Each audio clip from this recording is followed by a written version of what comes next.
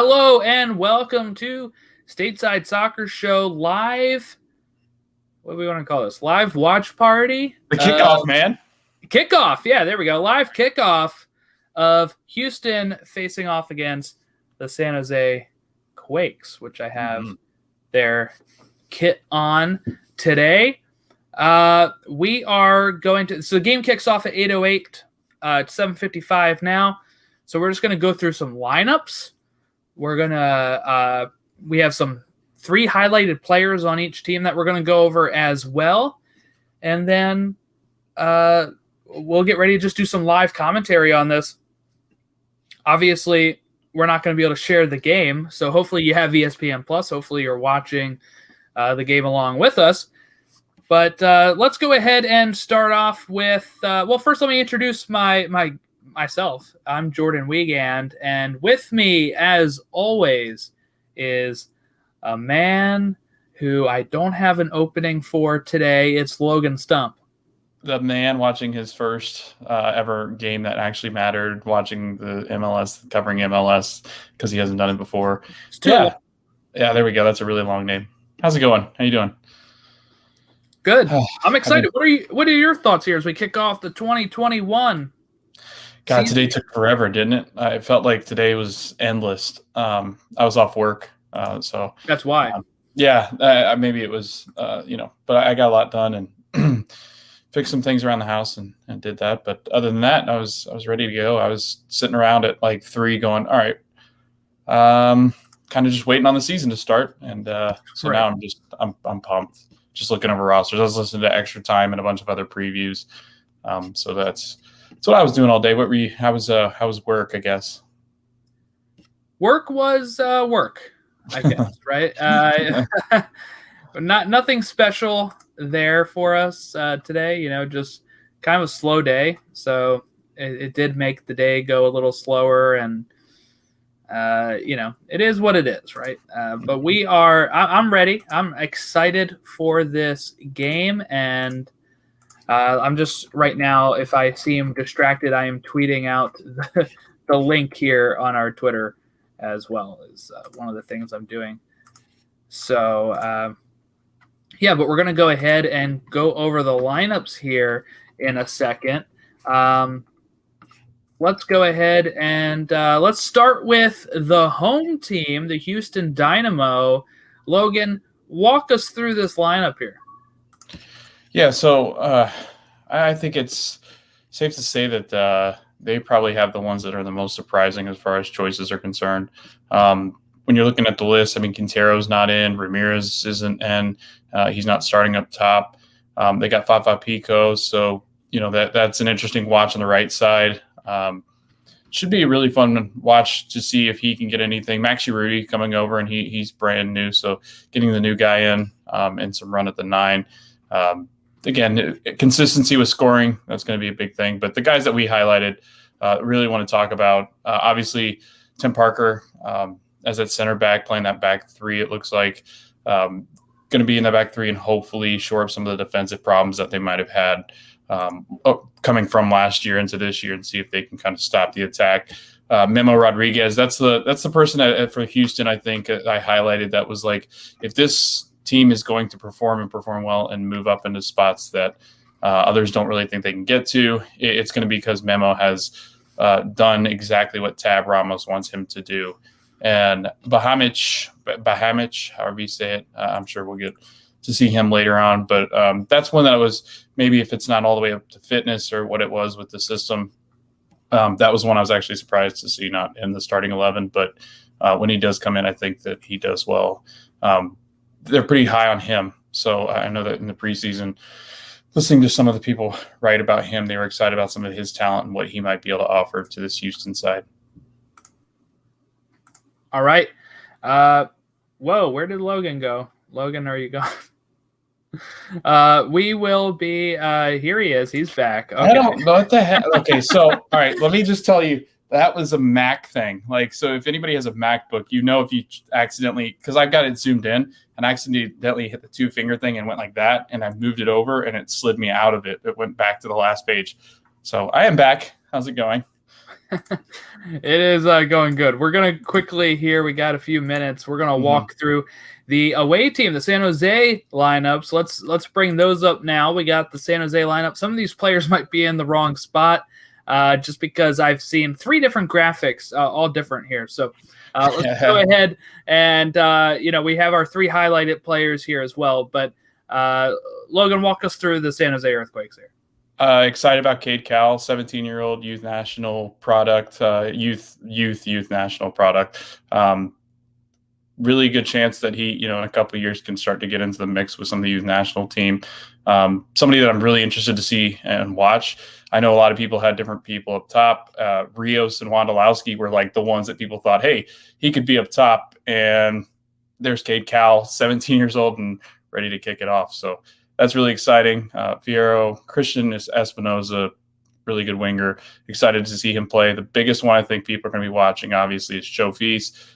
Did San Jose finally find their 10, and can he be reliable enough to play into that role and really create? Jackson Ewell, a guy that we're highlighting, I think maybe the best showing besides maybe Hassani Dotson for that youth national team. And the guys from Final Third here might have something to say if I put him above. But Marcinkowski in goal, really excited about that. Mom follows us on Twitter, so that's pretty cool. So hello to Mama Marcinkowski and Wondolowski on the bench.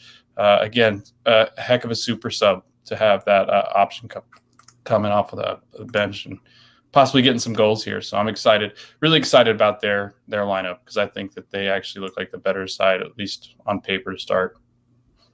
Yeah, we got Jack. Jack's here. He's going to be going live with the rest of the Final Third crew, AJ, on after this match for their Minnesota United fans. They'll be going live for Minnesota United Seattle, which is later tonight after this.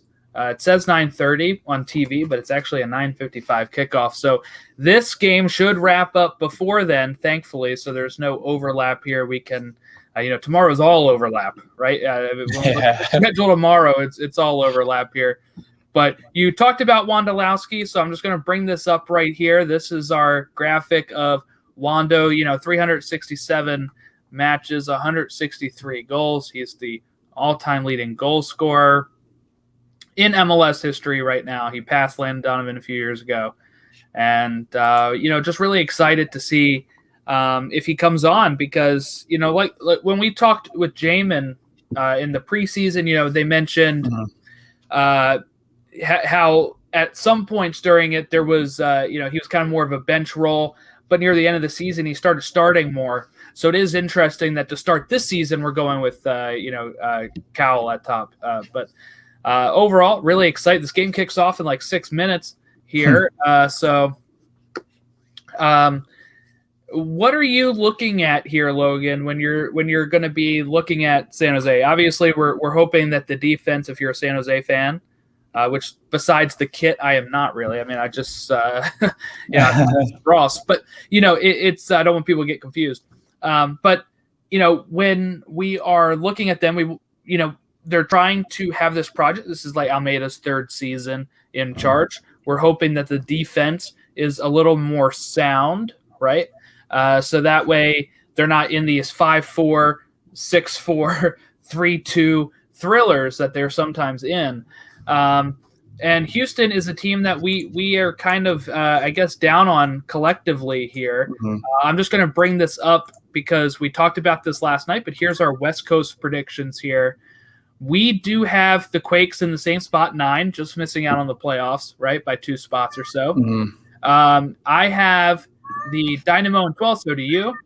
So that's how we're looking at it right now. Any thoughts here on what you're looking for from these 2 teams and as we go into this? Yeah, can San Jose stop leaking goals? Again, we went over this last night. Almost a historic way and fashion of just giving up goals last year. 51 goals allowed, and they had 23 matches. That's just not going to cut it. I mean, if you're giving up 2 goals a game, and like you said, sometimes they played really well defensively. They would shut teams down, and then all of a sudden the next game they give up 5 or 6. I mean, it's just that kind of defense in this league that isn't really known for its defense. It's concerning because then it's really glaring. And this might be a good test for them initially, just to kind of get their feet wet and see how their defense can play together now. I don't think they're going to have an issue stopping Houston from scoring, because I think Houston, looking at especially the roster or the 11 that they're putting out there tonight, I just don't think it'll be the biggest test that they have. That test will have to come a little later for them. Any predictions here that we want to provide? Let's do it. Let's go nuts. What do you got? All right, I think I'm going to go here. I'm going to go San Jose. Let's go 3, Houston 2. Why not? I'm going to go for a thriller here is what I'm going to go for. And this is my prediction here that we have. San Jose 3, Houston 2 is what I'm going to be going with. I want a fun opening game here as we get close to kickoff. Logan, what's your thoughts here? I'm going to go San Jose 2, Houston 0. I just think that I hope we get to see a good Cade Cal. That'd be really cool. Muted. What? Well, no, I was saying that's Logan's prediction. Oh, sorry. I was like, what? Am I muted? No, I think it'd be really cool to see Cade Cal get into this and mix in really well. A 17-year-old throwing him out there on the opening night, opening up. The kid's got to know he's on national TV. Everybody's going to be watching. MLS is back. We've been waiting for this. It's been on a month delay. It's been a long time since we've seen meaningful MLS matches together. So I'm looking forward to this. I'm really excited to see. I think San Jose, if they play well in defense, I think that this team could surprise some people. Obviously, push up towards maybe that 8 spot. So I don't know. I'm really excited about this. How are you feeling? Feeling good. I like you said. If San Jose is able to do it, Houston added, like Tim Parker this season, so it might be maybe my prediction of 3-2 is just hopeful of just a fun match, because I feel like Houston should be able to lock it down a bit more. Mm-hmm. So we're going to add the ticker here. That's the score ticker that you see at the bottom of the screen. We'll update that with any sort of updates that happen throughout the match.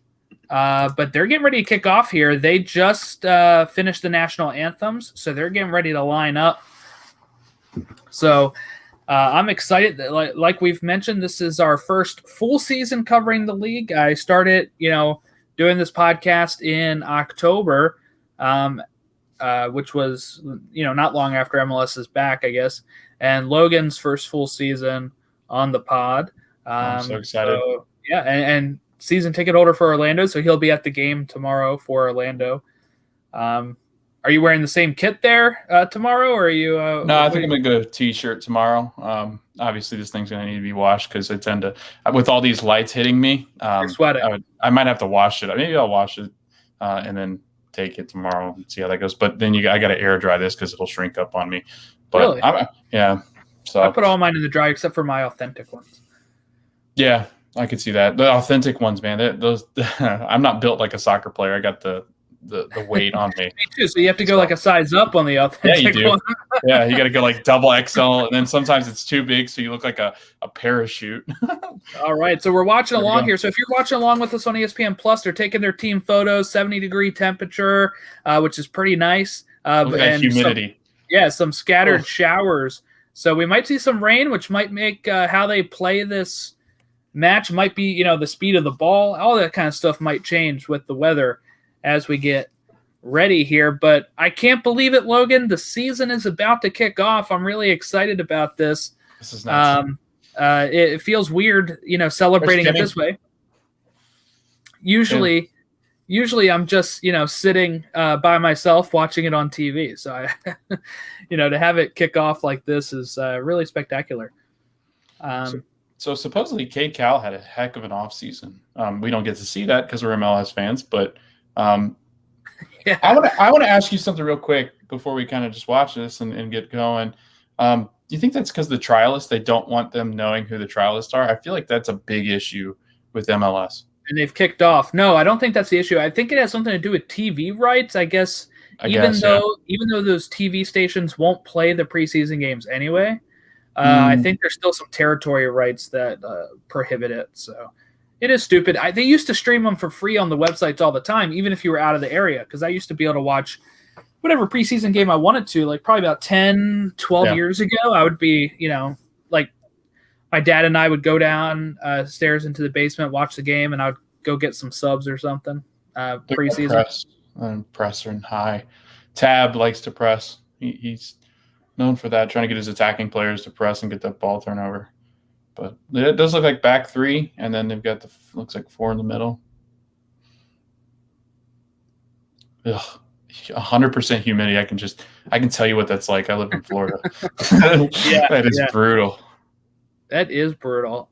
So Houston's, pretty much covering the ball here. They just started 4-2-3-1. Minute in here. They've, Logan was right with that formation there. Well, you know what? No, you told me. No, I got it wrong, yeah. Well, you know what though? Like the website shows it as a three in the back for Houston. So that's what we made the graphic off of there. Blame MLS. Yeah. Although I could see, I mean, the players that they have in the midfield, they're not defensive minded. So I think that I don't know if anybody knows what's going on with the formations. I think everybody's been told something different. Maybe the graphic people here too, because if you're looking at the guys on the sheet, it's a clear 3-4-3. And Houston tweet set it up that way too. So who knows, right? Sometimes I don't think people know what they're doing when they publish this stuff. Right. I will tell you, I don't like the fact that we can't really. I mean, I know it's not FIFA, but you can't really get to know what lineups there are. You kind of have to try to figure it out from the guys they put on the sheet. But I mean, with the formation, and some teams put the people down on the sheet very oddly, so you don't actually know. And that was good clearance there, actually, by the goalkeeper. That was a little risky business there. That was a nice pass over the top. Yeah, I'm interested to see just how much Tim Parker is talking. I mean, already you could tell in that group he's talking, getting those guys together, and that's something that they said, watching. And listening to some of their, I've listened to like the Dynamo Insider and a couple of their other podcasts, the Foxtrot. I mean, they were talking about the fact that just hearing him talk and kind of get the defense together could be just the key of kind of being more consistent. Yeah, it's such a weird idea that they didn't have like the first game televised like nationally. You think you would want to do like, it's like trying to imagine that like the first game of like the NFL season is not like nationally televised. It always is, right? It's always that NBC game with like the Super Bowl winning team facing off against somebody. It'd be nice if they had like kicked off with the Columbus Union game or something, nationally televised because of the Supporter Shield winner versus the Cup winner. That'd be a cool start to the season always. And Houston just had a chance there. Man, this is a pretty clumsy beginning, I'd say. Yeah, sloppy rain. Tommy Thompson hurt. Yeah, that's shoulder. Stinger maybe, or dislocated? Who knows? We'll find out. It looks pretty rough. Like he's holding it. He's not getting up right now. Yeah, but like what you were saying, I mean, you're going to see teams come in with different kinds of levels of sharpness. You've got 5 teams that are currently in. That is weird. Maybe hyperextended or something. Yeah, something. He's not that. He's in big time pain. It looked pretty innocuous. It didn't look like a lot there, so it was. I'm not really sure what happened there, but that didn't look good though. They got him up quick. Yeah. Well, this would really affect San Jose's, right? I mean, like if they have to make a sub 4 minutes in, that's going to maybe. This is a team that's usually playing, some sort of, that it would be pretty difficult, taxing on the players to have to already, I'm sure Almeida's trying to sequence it out. Like, then we'll hopefully get to this sort of minute. If we're down, I can do this. If we're up, I can do this. And that changes everything if you have to take off Thompson 5 minutes into the game. Yeah, this doesn't look good. This looks like they're applying pressure to try to get it back into place. Ugh. And he was one that they were looking at the beginning of the year too, that they had question marks about. Because that's where they got Abisasis from. think that's how you say that name. But yeah, he's definitely in pain because they're trying to get him to move, and he's kicking his legs. Well, great start to the season here. Just kidding. That's pretty brutal. That's pretty brutal. Not what you want to talk about the first 5 minutes of what was pretty sloppy start, right? It's a lot of long balls over the top, people not being able to control the ball, type of sloppy passes to start the game. Yeah, Tabs, I mean, he come out and he's playing that press. He's getting those attacking players high and trying to press when the ball's in San Jose's possession. Yeah, it doesn't look good. I mean, he can barely move. Oof. I guess I was going to say they're going to come off right away. Yeah, well, I mean, I don't know if they're subbing him off yet, but I guess we'll have to have him off the field for right now as we're looking here. Those jerseys remind me so much of like the NFL color rushes. They're all orange. The all orange ones, yeah. Yeah. I like them. They look sharp. I actually quite like the San Jose white with the yellow and blue stripe. They've got great kits this year, too. Yeah, I think that was a really nice one from last year. Houston pretty much in control. Yeah. Jeez. Mark Sinkowski on top of it. That was they've been the ones, even though I said it was sloppy, they're the ones that have been pretty much pushing the ball forward. It's not been much in Houston's, defensive half at all right now. I was going to say, and I mean, watch the defense and see what the communication's like, because again, the 51 goals last year, that just doesn't magically disappear when you get new pieces, and sometimes they've got to correct some of the things that were wrong and try to correct and make things that are going to go well for them defensively. But again, like you said, Houston's controlled possession. They actually look like the stronger team right now. I was going to say no sub. Yeah. No, he came back out. Did he come back out? Was that him running around? Yeah. Really?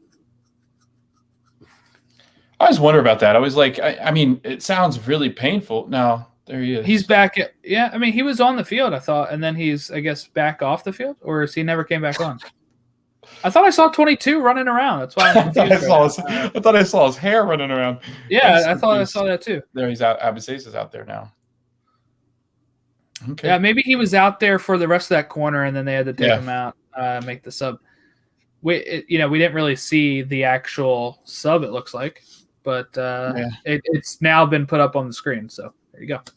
And Luciano is brand new. That's a new acquisition that they've got in now. Many had him slotted in to start over Taylor. So it is weird seeing Houston fans again, just in general. Low blow. Somebody could be a Houston fan watching this right now. No, I was just talking about them in the stands. I don't know. Yeah. I tell you, I don't like those digital banners and the. Yeah, can we get rid of them now that we have fans in? Right. I mean, maybe not until they have 100% capacity, I guess, but they better not go over real fans once we have everybody in. It clearly is going over a couple of people's heads because you can kind of see it. That's how it is. That's how it's been since they started implementing them and fans came back. Like I think it was the She Believes Cup had people. It was covering people. Yep. I'm hoping once we have, I guess, full capacity, they stop that. I know it's another revenue stream, but I want to be able to see. You're selling the atmosphere too. I want to be able to see the atmosphere. Right. I don't know. I really like the way that Houston's played so far. Organized. They look good defensively. You can tell Tim Parker. Seriously, watch Tim Parker. Number 5, back in the back, clearly demanding what's going on, even in the attack.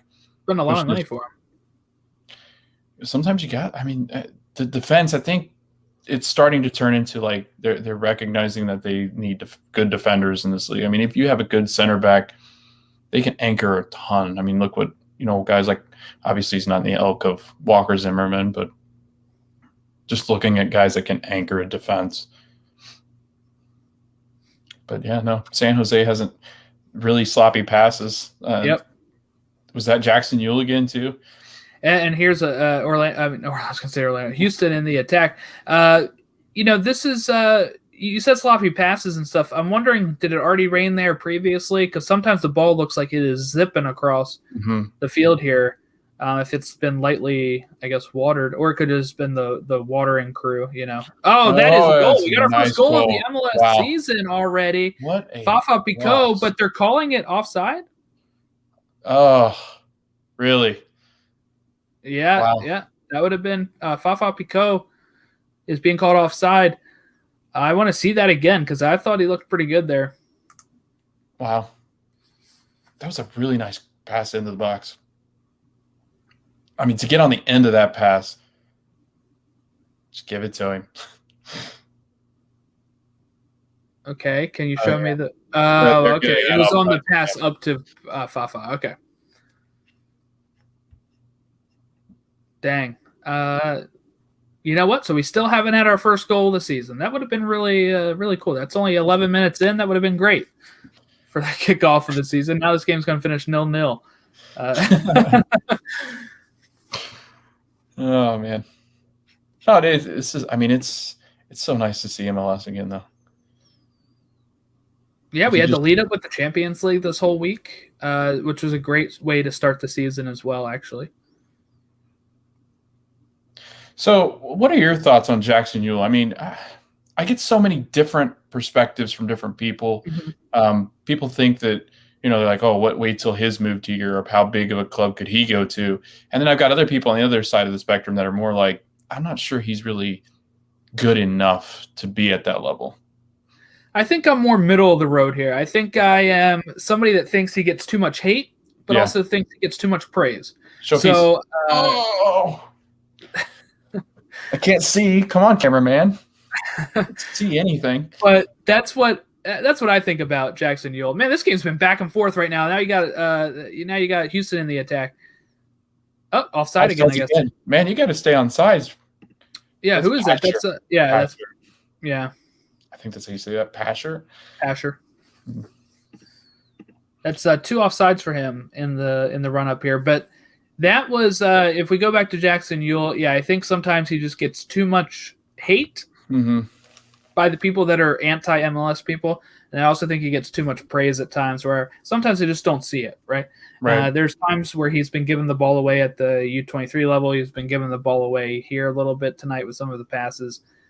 I'm not sure if he's going to ever be able to move over to Europe. But what's wrong with being an MLS lifer, right? That's what some people say that's a bad thing. But I would like to play some professional soccer. I'm far too old. Jordan, I don't think you'd be good. I was going to say, you'd be like that little real low to the ground number 10 or something. Just kind of create the middle. I don't know. Whenever I played pickup games, I always got stuck in defense because nobody wanted to play defense.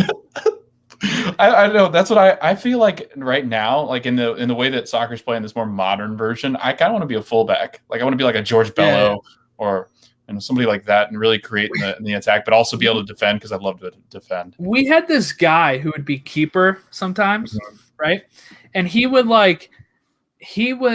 then take the ball and drop it, and he would just start running out, and he'd be like, keeper, striker, and he'd start running out, and me and my cousin would be like, we quote that all the time, even to this day, and it's been like 10 years, and we'll just be like, keeper, striker, I don't know. He wasn't a good striker. He wasn't a great keeper, but whatever. He's like not your hybrid goalkeeping striker. He's like, it is raining pretty good. Look at that rain. Oh man. Yeah, he's like the Otani from the Angels in soccer where he's keeper striker. Yeah. I actually think there's guys that like in Ederson. I think there's guys out there that would be successful in that role though. I mean, obviously not coming out from the goal, but guys like if you had to fill a 9 spot with a goalkeeper just for fun, like it was like a punishment or something, I think Ederson would be like my top choice there. He's got a powerful boot. Yeah, well, there's that's part of the players now that learn how to just play out the back. Yeah, they have to be good with their feet. The goalkeepers. Man, it's really coming down there. So I'm really starting to wonder though, like guys like Quintero and Christian Ramirez. I wonder if it's just form, if it's fitness. Yeah, Darwin Saren even not playing, right? Yeah, when I look at the lineup graphic, I was actually kind of shocked by Houston's. But so far, so far they look great. Yeah. What they've got, I'm going to check their possession, see how that's going. Because it seems like they've had the ball most of this. Yeah, 59% compared to San Jose's. Feels a lot more than 59 right now. It does. It feels like 70-30. I mean, the thing about it is San Jose kind of playing on the back, and then when they're not pressing as high, when Houston's not getting the press onto them, it does seem like that they are not. Their passes are really long passes that aren't sharp. They're going right into the Houston defense, and they're just taking the ball from them.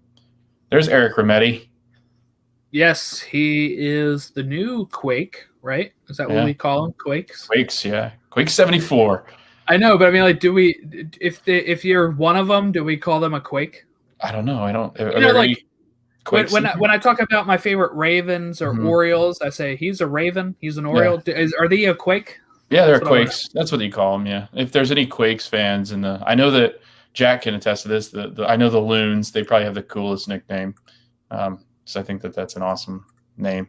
I was shocked when I saw Quintero didn't get the start as well. Yeah, I don't get – I mean, I will say Pasher put in a ball that was really good and honestly had a chance with Fafa. I think Fafa, if he, playing on that side, I don't think anybody's going to start over him. But it was kind of weird to just look on the team sheet and see Pasher instead of Quintero. Yeah. But maybe there was some sort of fitness issue. It could be or something. That's why I don't take these. I don't take these first lineups into much. Take it with a grain of salt, just because you don't know who's coming in and hasn't had to quarantine, or like if they're if they had to quarantine, they're not in fitness, not playing to their top abilities. There we go. Fafa looks good. He was. I really enjoyed having him at the Union. He would come on sometimes, like halftime, or like a 60th minute, come in and be a speed option. And man, this game is just pretty wild right now, as much as it can be without scoring. I mean, it's just kind of like going to box, sloppily going box to box. It is going box to box right now. There's Cowell. They're showing there. Maybe I saw him instead of Tommy Thompson and thought, with that hair, and I just took the 22 and added another 22 and got 44. I don't know, but that math seems off. I'm so confused. I'm an English teacher. That doesn't make any sense. Like talking foreign languages. Well, it made sense to me. That's good for you then. No, It is. It's just been real sloppy. I guess looking at the two teams it's the rain. It's the first game of the season. It's rain. It's a combination of things. Yeah. I would think. Yeah, I was going to say I don't know the weather in San Jose, but it doesn't strike me as a place to be very rainy. If it's in California, I don't think it's getting much rain. So a team playing out of their elements in 100% humidity is probably not a blast. That's the other thing too. Good thing is with the rain. You have the rain. At least that's probably cooling you down, I guess. Yeah. It's so hard to run in rain, though. I mean, I can't imagine, playing a sport at the highest level with your feet, because your feet are the first ones to kind of like, when you're playing, you just kind of tread lightly so you don't get hurt and slip and fall or break anything. But like we saw with Tommy Thompson, right? I mean, he's already out with his shoulder 5 minutes in the game. And here we go. That's a little better from San Jose. Not just throwing it forward. They actually made some good passes, and Cowell's in the box. That's pretty cool. He's pretty physical for a 9. Yeah. Like, he's pretty big. He looks like he's real broad. His shoulders are real broad. He's a big kid. But it's better from them. That was a lot better from San Jose. That was their first one that looked decent. I mean, Shofis had the shot on goal, but he didn't get anything behind it. Right. He's the one. They have a corner now. So yeah. Christian's the one that I think with this club, the heights that can be reached, they got to be reached with him, because I think that he's got the abilities to do so much. Looks like we have Sheriff Hopper in goal here. Kind of looks like Hopper from Stranger Things. He kind of does. Oh, pretty good chance there. Get the leg down, kid. Just a little too far out and a little too high, maybe. Yeah. Telling you though, he looks good for a 17-year-old. He's a big kid, man. He's more muscular than I've ever been at 17. Yeah, man. He's actually lifted the weights that I used to just go and stare at. Like, man, that looks heavy. Do you need a spot? Yeah.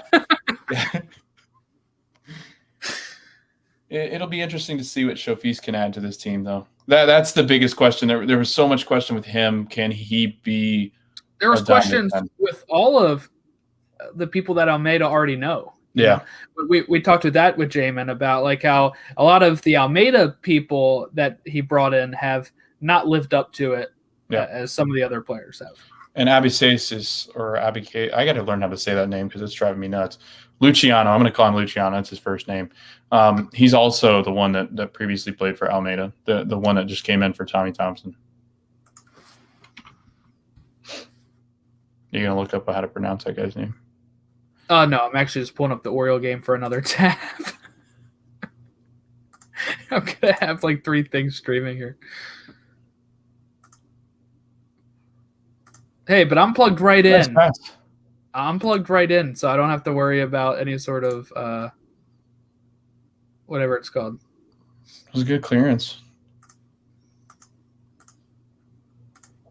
Nice tackle. Get the ball out. Fafa again.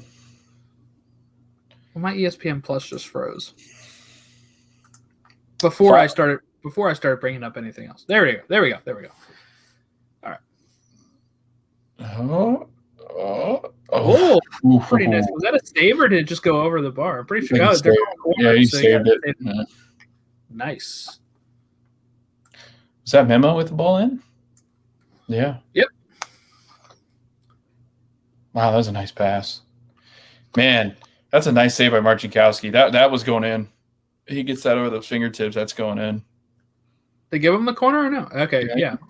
Oh, they're stomping all over Fafa. You gotta be careful. That could be a penalty technically if they're gonna call something there. I think he went down just for that reason. Probably a little too easy. He's like, come on, man, he knocked me over. That's Remedi giving him a hard time. That's a nice ball in. Oh, he's wide open. Oh, he was wide open. What is that?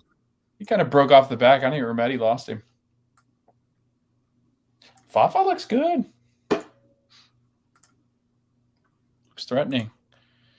Nice. Oh. Yeah, Remedi lost him. Remedi was trying to mark him the whole time and completely lost him.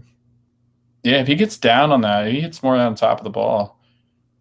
Yeah, it's just an awkward ball, you know. Yeah, it is. Where you are. It's kind of that one that gets a little too high for your foot, and you're kind of trying to lean back and get that momentum on it. You just can't get over the top of it. But 25 minutes in, Houston look like they're going to really make our predictions not so good. As far as the game predictions. They were kind of last-minute predictions. Yeah. I'm not too worried about it. Jordan, I'm going to hold you to this one. I'm going to remember this one. Look at Tim barking him. Bark at him, Tim. I love that. Is that Vera he's barking at? It's good to see, though. They needed that. That's one thing that Tab had said in a lot of his off-season pressers, that they just needed somebody with a voice back there, somebody who's going to speak up and actually lead the team. I think they found him. Jack, if you're still here, how nervous are you for this? I think Seattle's a little, banged up. Yeah. Banged up. I think Minnesota has a pretty good shot tonight for that playoff. What's it? Revenge? Yeah, the rematch, man. Yeah. No, that'll be a good one. There's a lot of good games on this weekend. A lot of good teams playing each other. I'm looking forward to seeing the Austin LAFC because that's the one that everybody keeps hyping up. Just because you want to see what's want to see what's going on with Austin too. This is something that's been building up for years with the whole Columbus rumors and the a little nervous, but that's life of a Minnesota fan. That is true. I'm sure every sport, right? But yeah, definitely. I don't know. I think I like Minnesota's chances tonight. I'm telling you, Jack. A full season of Reynoso, man. Jordan is not the superior of the bunch. I really feel like you underestimate my abilities. If you go back and listen to our preview, which you is underestimate my power. You underestimate my power. God, dude. But anyway, the Loons, I think, are the dark horse of the West. I think that they've got a team. I actually have them winning MLS Cup better. Though. Okay, so that's the difference. You did it because you tried to suck up to them because you lost. No, I actually really do believe them. Full season of Reynoso, and I actually wanted to add this yesterday, but totally forgot. I think that Reynoso is my dark horse for MVP. So if it's not going to be Zella Ryan, I think that it could be Reynoso. Like we said, it's usually that number 10 that's going to win that thing, I think. Anyway. Well, that's because it's the heart of the team. I mean, I really feel like the 10 is the heart of the attack, and the 6 is – if you have a 10 and 6 and they're both very good, then the MLS Cup and, Supporter Shield, that's all within reach if you've got 2 really good players in those 2 positions. You just command the midfield, ultimately. So – also, I mean, goalkeepers really good too. I mean, if you have an outstanding goalkeeper like Stephen Fry, like Seattle did or does, he, when you look at that Toronto versus Seattle 2016 MLS Cup, where Seattle didn't even get a shot on goal that whole game and won it in penalties because of Fry just standing on his head. Sometimes it just takes that.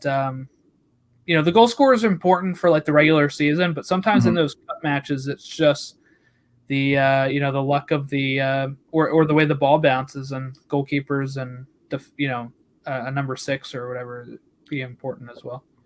God, San Jose just needs to control possession. The ball's just bouncing around everywhere, honestly. Well, I mean, at least Houston has gotten Houston's pressed enough to get the ball back in dangerous positions. San Jose is just it's like they're launching from those center back positions. Their center backs and their center defensive mids they don't pass well. Like we saw that with Jackson. Jackson really struggled with that U.S. team in completing passes. It was, that's the tough part, I think, with Jackson. We can go back and talk about that because we were talking about it earlier. I think Jackson really struggles with he's not going to be that physical 6, that destroyer that's going to win you the ball a ton. And I don't know if he's got the skills quite like a number 8 that, the skills going forward and being a number 6 or an attacking midfielder. I'm not sure he's got the attacking skills that you really want, that they're not fine-tuned enough. Obviously, he's got some room to grow. And that's my concern with him. I think he's definitely like Eric Williamson's on that team. Eric Williamson stars. Yeah. I think if you crowd up that midfield with some other players, then I think that Jackson Yule's a bench player at best. There was no creativity in that U23 team. It was brutal to watch. Unbelievable. I mean, it was kind of like watching this, just errant passes going everywhere. Just have no direction, nobody on the end of them ready to get, What do you think there? Dive? I think that I didn't think there was yellow too. That was very embellished, I'd say. Oh man, look at ESPN on their top game getting up the 0-minute yellow card. Oh, now a 10-minute yellow card. It's just this is actually whatever. It's not ESPN. It's actually whoever ESPN does Houston's broadcast. Oh, that's right. Because it's just like the end market one. Yeah. Well, they need to get their stuff together, man. Because there's Hopper. I'm telling you, that's Sheriff Hopper in there, man. In goal, the Red Guardian himself. Whenever we get to watch Black Widow and understand his role in that. Is that Showfeast that put that in there? Yeah, it definitely is. Yep. I can tell by his build. I'm not trying to be rude, but he's kind of a thicker guy. He hasn't really been much involved. I'd fit right in. I was going to say there. I honestly, when we were talking about that, I was like, you're kind of built like Showfeast. Yeah. I'm telling you, that's. I know a lot of people are like, why would you choose the Houston-San Jose game? Well, we chose this game because it's the first game. The opener. We chose this game because Logan's an old man, so we'll see if he falls asleep during the next game. I chose this. We also chose this game because Logan does have a game to go to tomorrow, so we are not going to do any of the Saturday. I mean, if you really want to go nuts, Jordan, we could do the Union. Another embellishment there. Nothing's going to happen from it. Jackson said it's not my fault. Jungworth. I love that name. Jungworth. Have you ever watched any John Boy videos? No, I don't know what that is. So he does baseball stuff on YouTube. Is this the guy that makes fun of him? He'll break it down, right? He'll break it down, but he's really good at lip reading. And he actually did a breakdown. He actually did a breakdown of the Orlando and NYCFC penalty thing, and you should look at it because it's really good. Is it satire or is it like he's being serious? He's being serious, but he'll throw in some funny bits too. I love the ones. I don't know what the Twitter account's called, but there's a Twitter account that does like tactics, and you think it's being serious because it's actually got like it's a cool little soccer ball. It's like a white avatar, and you think you're being serious, so you get into it, and it starts out where sounds like he knows what he's talking, but then he knows what he's talking about, but he's breaking it down, and it's just funny because he's not breaking down right, obviously, because unless you've played soccer and really study soccer, you don't really know tactics as well. I mean, you can look at a formation and look at rotating players and press and stuff like that, but the actual inner working, sometimes I think people struggle with. Like I struggle with it some, so really struggle with like. That's what the color commentator's there for, right? Yeah, and guys like Jamin, who is from the show. And stuff, yeah, much better doing that. They've got the Chris Carpenter, I think is his name, that does American Soccer Analysis. He does a fantastic job with tactics and just kind of breaking down what possession and understanding possession and link up play. Nutmeg. Oh, another one. Or I just am behind you, and you're behind me. Sorry. Good. You were ahead of me before to start the game, but now you're behind me. Yeah, well, because mine froze for a bit, so I don't know. There we go. I'm still behind, but yeah, I was gonna say I can.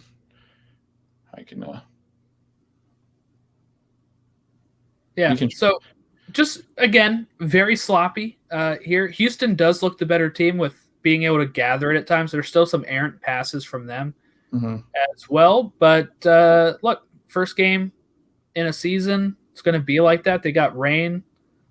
They got scattered storms going on right now. So it's going to be that way, I think. But we'll see how it goes. We're already 33 minutes into this match. Yeah, not a whole lot to be excited about. There's a couple plays. There's an offside that Pasher put in. Goal. Yeah, Pico was a fantastic finish, fantastic pass, but was offside because Pasher got offside and was a little bit too hard. And now they're calling on me concussion protocols. Yeah, probably. So that's a thing, right? That's a good thing. And why has it taken this long for soccer to get on the same? Like I felt like soccer was always the more progressive of the sports in pretty much every aspect, but like the concussion thing confuses me. Yeah, MLS has been trying to implement it for a while, and they actually just got the approval from FIFA and stuff to be one of those test subjects in it as well for the the concussion subs, just like the English are and such. So that is something that will be playing out this year, but. I will say I think they are actually still ahead of the game.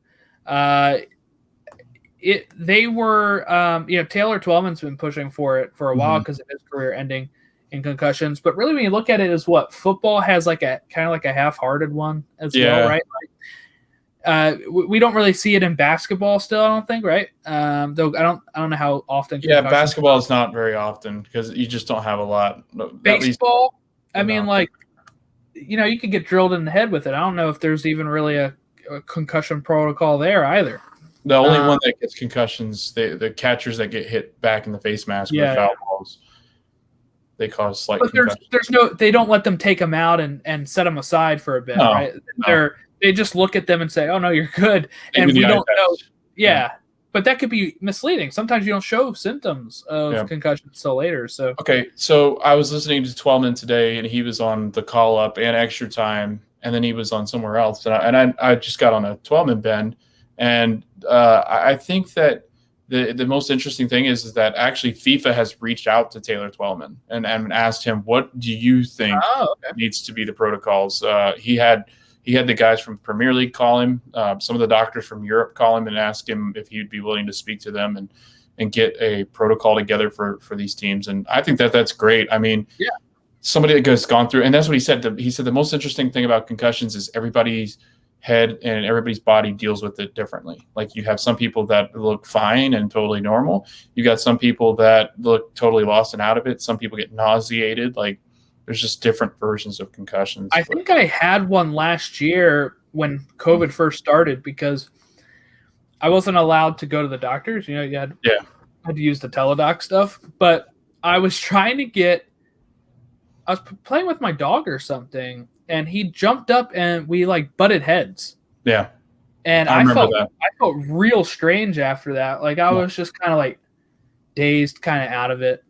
So we called them. They were like, just make sure you stay up late and like, you know, let it kind of wear off a bit. And then they let me go to sleep. So I don't know if I actually had one or not. I couldn't get any real tests done, but they seemed like on the safe side. They were like, why don't you just do this? And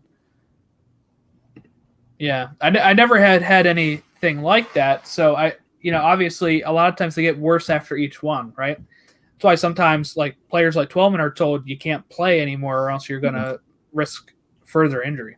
And soccer is dangerous because soccer is the only sport that you use your head to do anything with. So, I mean, football, you're not supposed to use your head, but they do.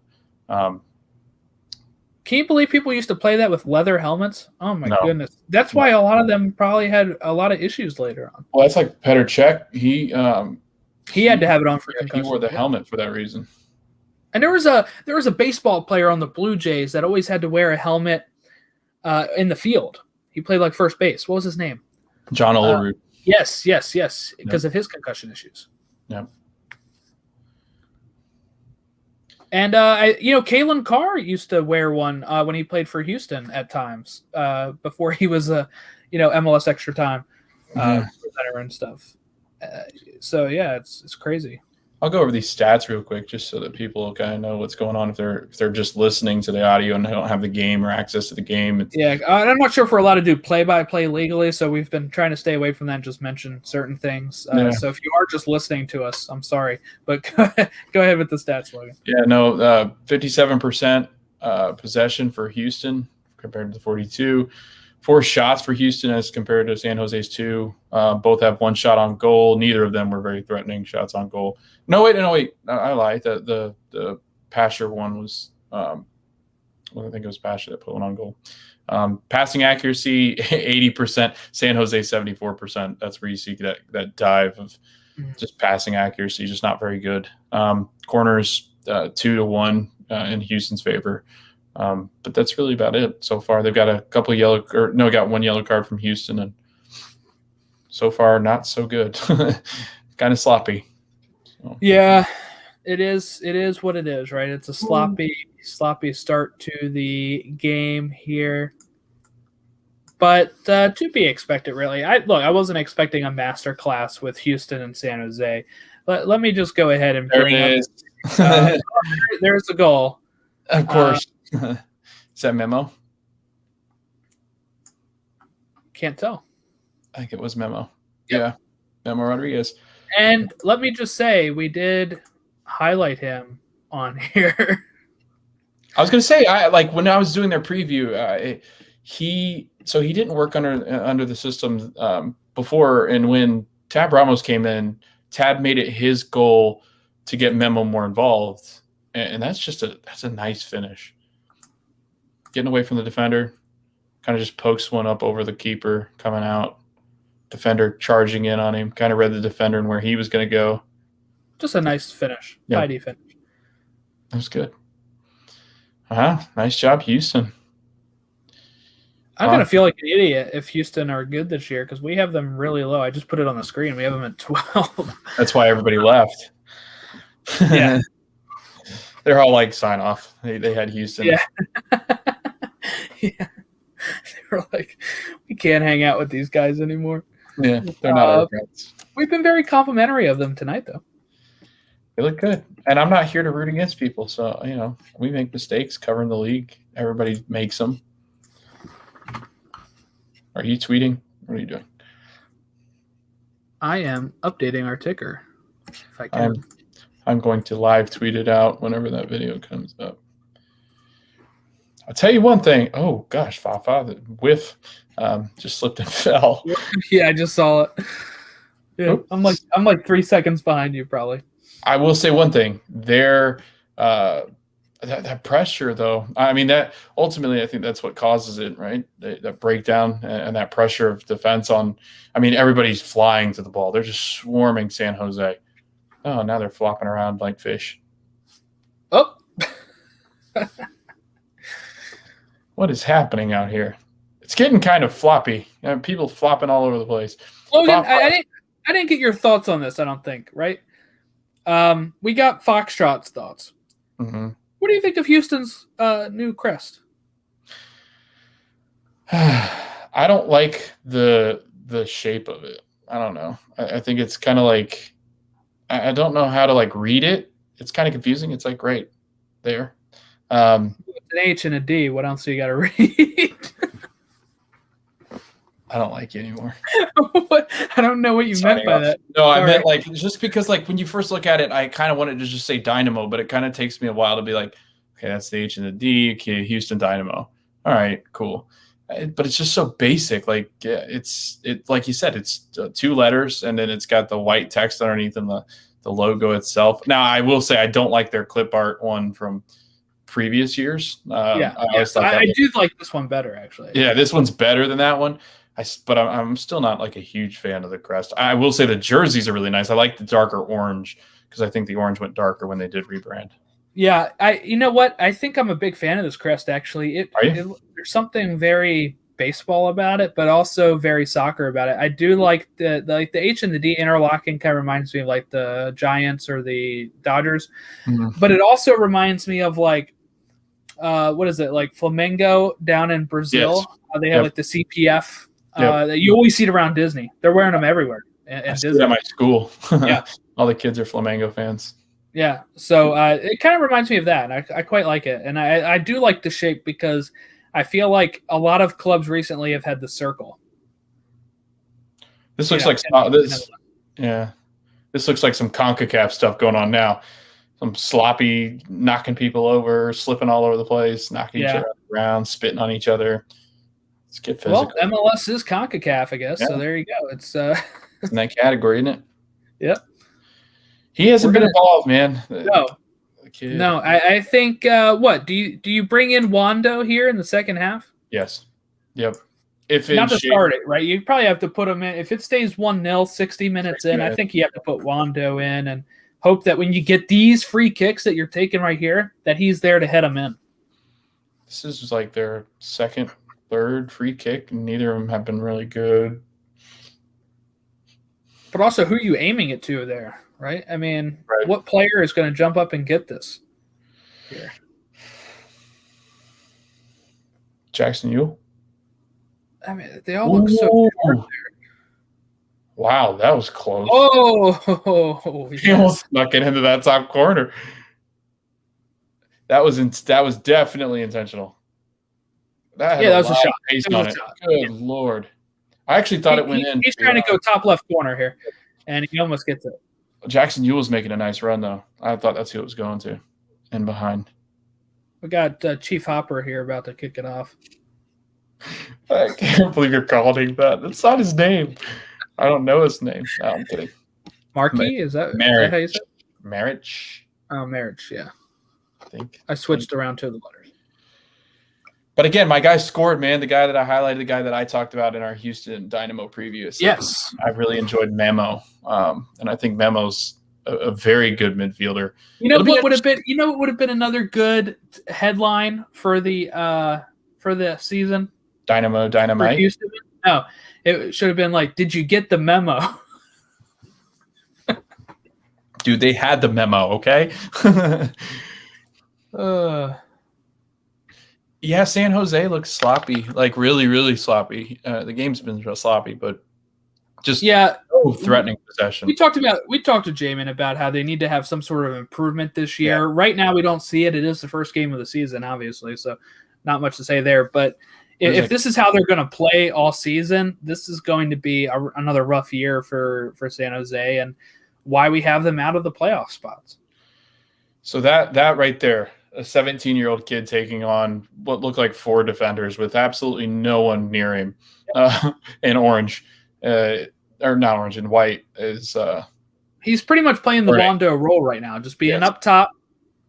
Can't get involved. Like Wando will disappear for stretches of times, but then he'll pop in the 90th minute and score an equalizer or whatever. But you would want to get a 17-year-old involved, right? You want to get him his touches. You want to get him, because you some chances. Get him in the pace of play, get him to understand the system and kind of going forward and trying to pick out passes to him that he can get in front of him. But those are the 3 minutes of stoppage time here. There it is. Of our other show. Oh. Oh, good Lord. She's a whiz. Get it out of there. Good few chances there. They really should have put another one away. Yeah, I can tell I'm ahead of you because you know what? I'm going to hit 10 seconds behind and then I should be close to you. What do you see? Okay, so I'm at a throw-in and a player down right now for Houston. Okay. Smacks you, Rudy. Yep. Ref walking over to him. Okay, yeah, so I'm pretty close then. Okay, cool. That was a dummy. It looked like a dummy. It didn't look like he touched that. Max. Another orange team in Texas playing right now. The Orioles just hit a home run against the Rangers. Nobody cares about your baseball game. It's not the stoppage time, extra time, soccer, football, baseball podcast.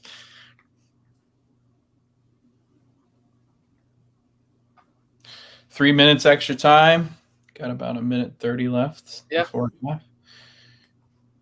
I guess we could talk some Blaze Matuidi and. Yeah, at the halftime, our halftime show, right? We'll cover some of the Blaze Matuidi stuff. Yeah, go over this and talk a little bit about the game coming up. I'm excited for the game coming up. I'm pumped. Me too. You know what? And I'm excited. I'm going to join Jack and AJ, not like on screen. I'm just gonna, I'm gonna be watching their final third show, probably on my phone or whatever while I'm watching the other game, laying in bed or something. Yeah. I already knocked out Falcon and the Winter Soldier today, so I'm all caught up on my stuff. I am watching The Circle on Netflix as well, actually. But I can't believe Captain America died.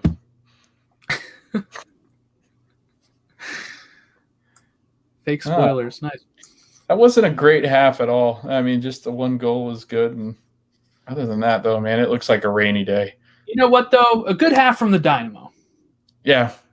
Much better than San Jose's. Yes. Yeah. San Jose is definitely happy it's halftime in a second here. I'm at a corner kick. Yeah, me too. They'll be happy it's halftime. Unless they can pull one back here. I mean, this would be fantastic for them to get an equalizer. Oof. That was close. Yeah, just pretty weak header. But, it's one of those where the ball's just so far out from the middle of the box that header would need a lot of power to actually get through there. So it is halftime. So there we go. We're at halftime. What I'm going to do here is I'm just going to take a quick restroom break. Logan, do you want me to leave you on the screen or do you want me to just put the predictions up here? Yeah, you can put the predictions up. There we go. Western Conference. I'll be right back. Gotcha.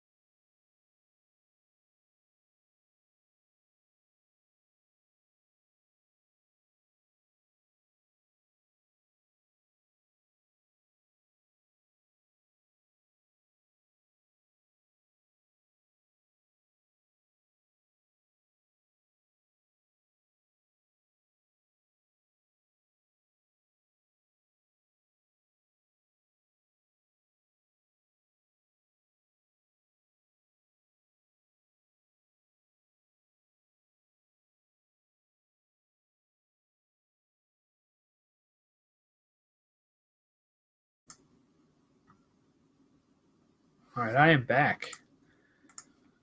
So I guess let's get into this a little bit here. This, not the predictions, but the Blaze Matuidi stuff. Let's get into that. So it came out like right before this game that they didn't meet the roster compliance, the Miami. And they then had to buy out Pellegrini's contract. And we're not really sure what that means, right? They bought out his contract, but yet they were still able to send him to USL. I don't really understand that at all. But I guess each team gets one contract buyout, because the way that the Miami worded this was, we used our one-time this year contract, buyout to buy out the contract of them. And we are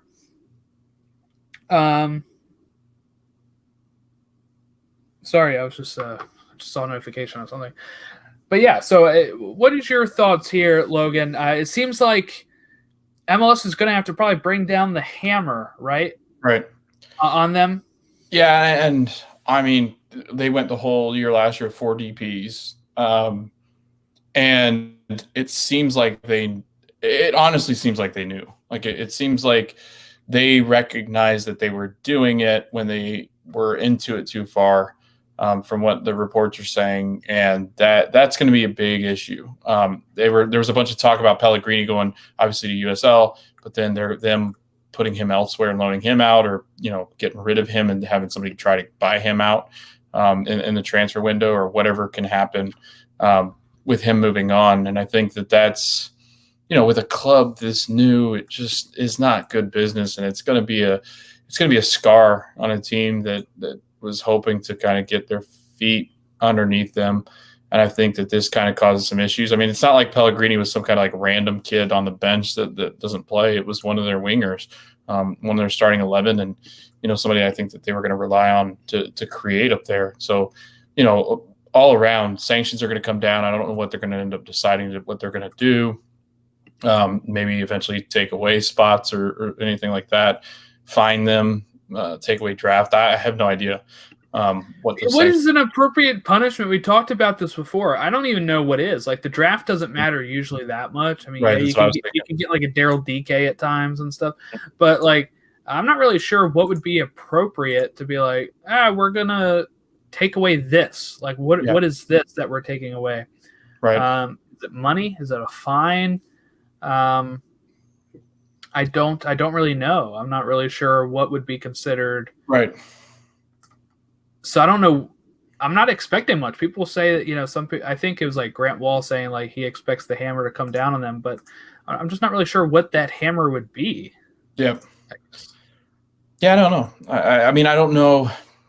I guess there's not been situations like this. Don't really have anything to compare it to, because usually you have something to compare it to, like, hey, you're going to lose this much money, or this spot, or fine a couple million, or whatever it might be. Like the Patriots cheated again. Based off the last time they cheated, right? Right. But it seems to be something that is going to weigh heavily on this team for quite some time. And it was already a team that kind of had a dumpster fire going in the back for that first season. So, it's very concerning. It's definitely something to watch, and I'm interested to see. The MLS needs to come down hard, because otherwise you're going to have teams starting to do this and saying it's an accident, or like, oh yeah, we just didn't know. I think it was Paul Tenorio who said, this is a team that fielded 4 players, DPs, ended up making the playoffs over teams that fielded eligible players. So it's kind of we do have some lineups here for Seattle and Minnesota. I did not make these graphics. I am going to put them up real quick, though. But we have Minnesota's graphic here. This is from their Twitter. We have Lod up top with Dotson on the left, Reynoso center, Finley on the right, Grey Goose and Trapp in the more defensive midfield, Gasper, Kallman, Boxall, and Metanire. How do you say it? Metanire. There you go. And St. Clair in goal. If we take a look at so that's a 4-2-3-1. We take a look at Seattle. Theirs takes up the whole screen.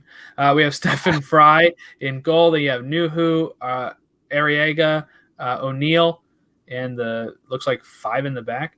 Then we have Smith on the left, Roldan, not Christian Roldan, the other Roldan, on the right back. And then you have Atencio, Christian Roldan, João Paulo in the midfield, Rui Diaz, and Bruin up top to start. Substitutes, Cleveland, Yamar, Rowe, Delem, Leyva, Dobalere, and Freddie Montero. Substitutes for Minnesota is Miller, Taylor, Raitala, Kabunguchi, Alonso, Hayes, McMaster, Abila, and Agadello.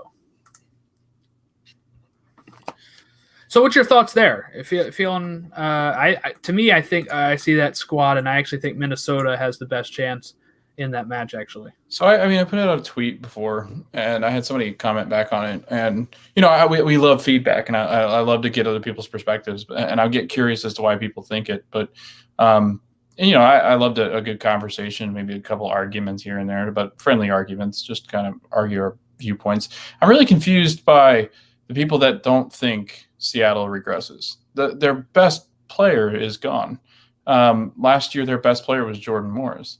He is out, and I don't think there is anything close to anything comparative to him in that lineup. And in that lineup you just threw up, even guys like Kellen Rowe aren't playing, who they thought might be one of those wing spots that starts. And again, this is that first week, so it's kind of rough to kind of figure out if this is what it's normally going to look like and if those are the starters.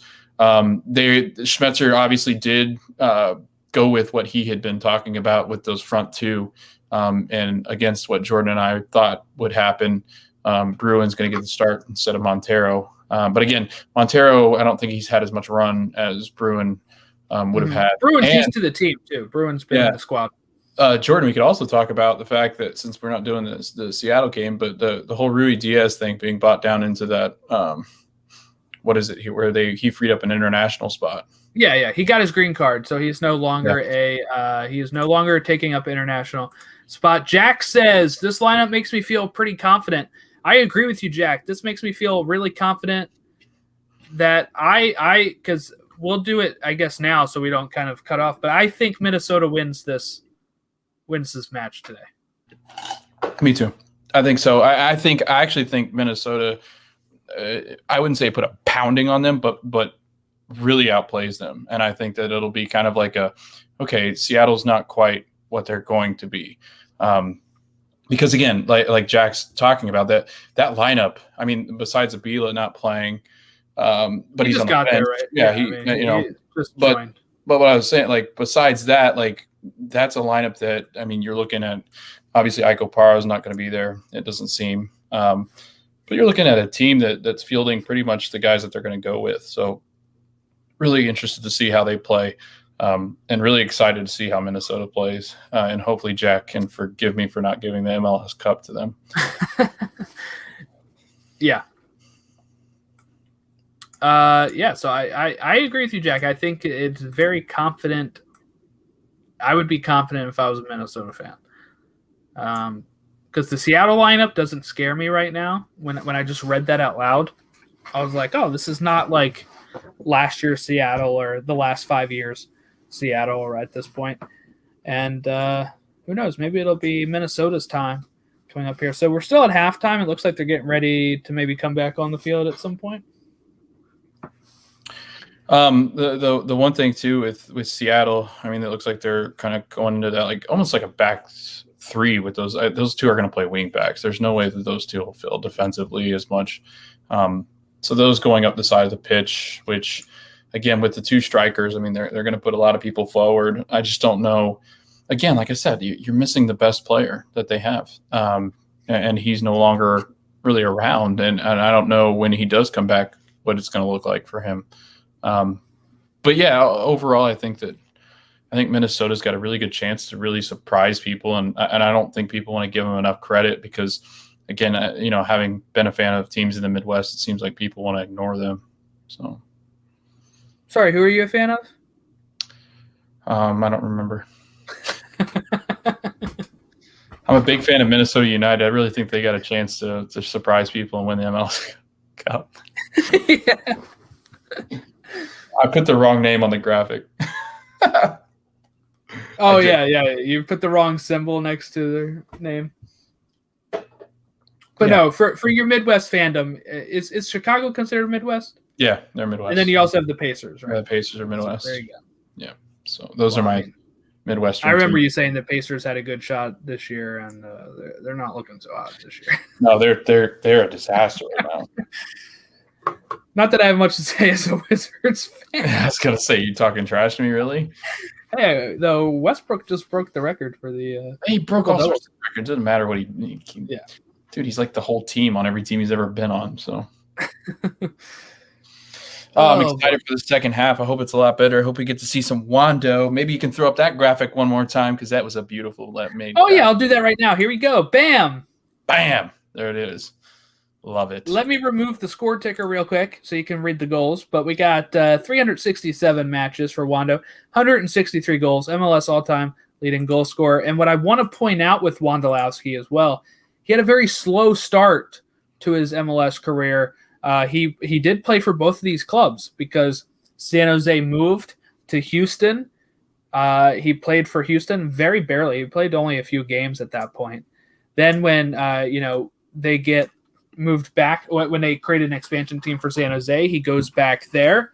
And kind of really, it was just in the last 10 years or so that he really started taking off. Like I remember he kind of came out of like nowhere, real late bloomer. Like when I was watching it, and it's like he had that season where he almost beat Roy Lassiter's MLS season, record for goals. And I was rooting for him too. And that was really like one of his coming out parties. Mm-hmm. And then it was like from there, he was just scoring 20 some goals a season almost. And then next thing you know, you're like, he snuck up on Landon Donovan. You're like, what? I mean, it's crazy. Just a testament to him. When we look at some of these players, sometimes we think, and people look at this, right, when they say Jordan Morris, too old to go to Europe now, or, whatever. Like Jordan Morris is 26. I think Wando really was like 28 or so when he started scoring all these goals. When we look at his actual stats here, let me just go to MLSsoccer.com, pull up his stats on how frequently he's been scoring. This is hilarious. If you go to their stat page, hold on, can I share my screen real quick? I'm going to share my screen. Go nuts, man. Here we go. Let me share my screen. Okay, so application or window. Chrome tab. Here we go. So since there's been no games, I guess it's going alphabetically, and Aronson is AA. So Paxton is leading in goals. He's leading in assists, key passes, interceptions, tackles won, except for clean sheets. That's at Danella.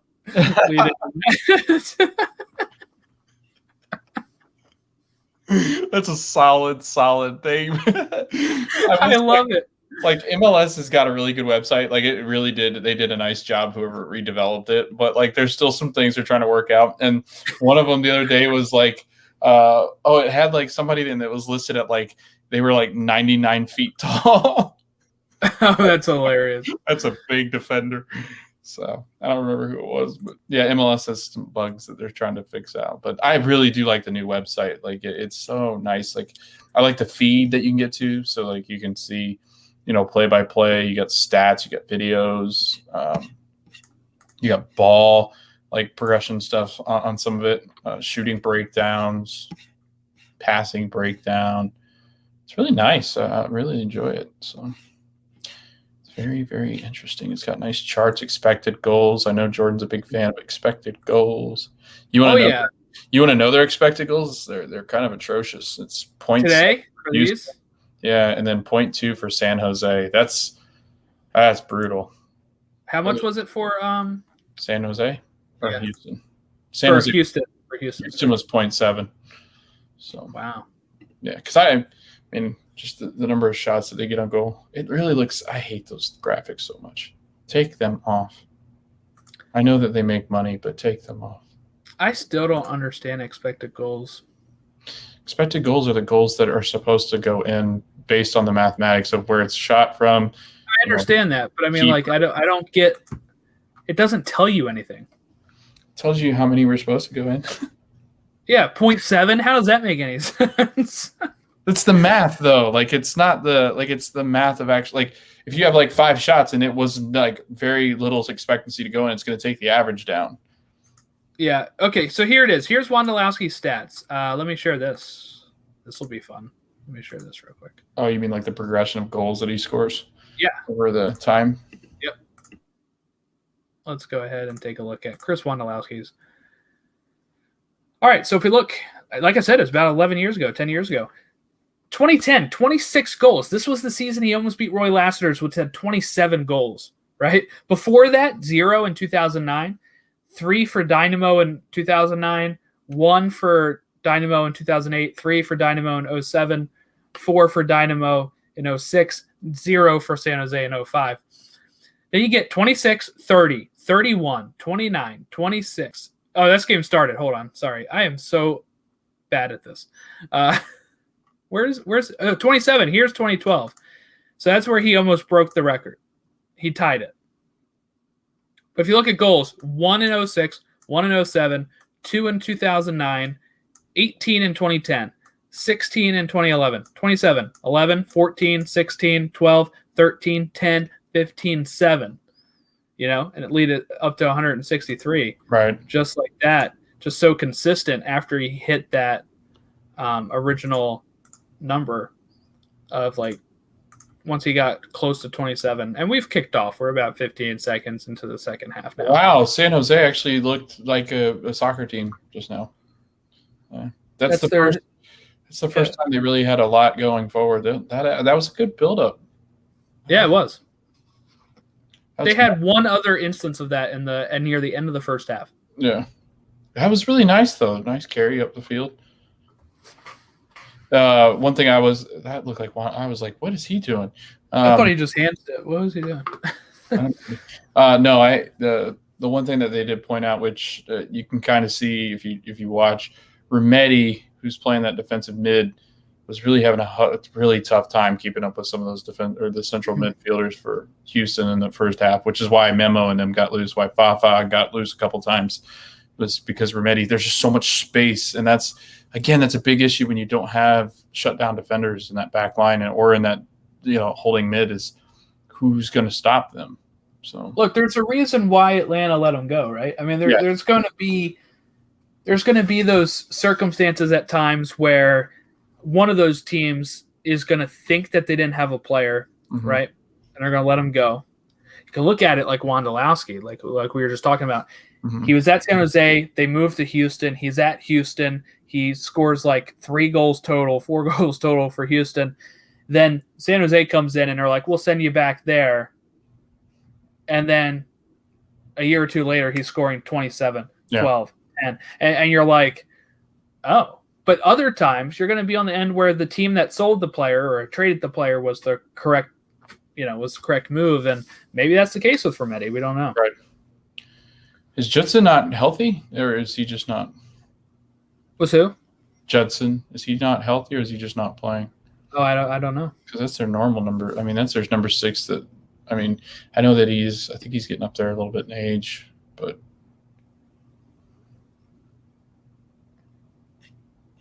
Houston do look pretty good. No, he's 26. That's not up there in age.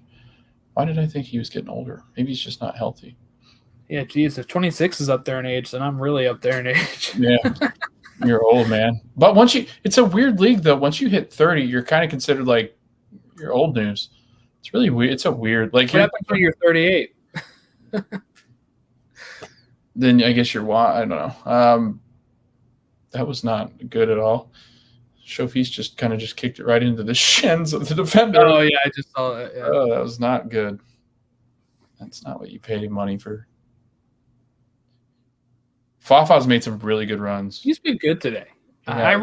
He always put in a good shift for the Union, and there were some times where it wasn't great, I guess, but I always enjoyed watching Fafa. But he's gonna get some playing time here. I think that's gonna be big for him. And if Tab Ramos' system, he looks like he presses really well. So that ultimately they're going to get goals off of turnovers by the way that they press. I mean, just look at them; they're everywhere.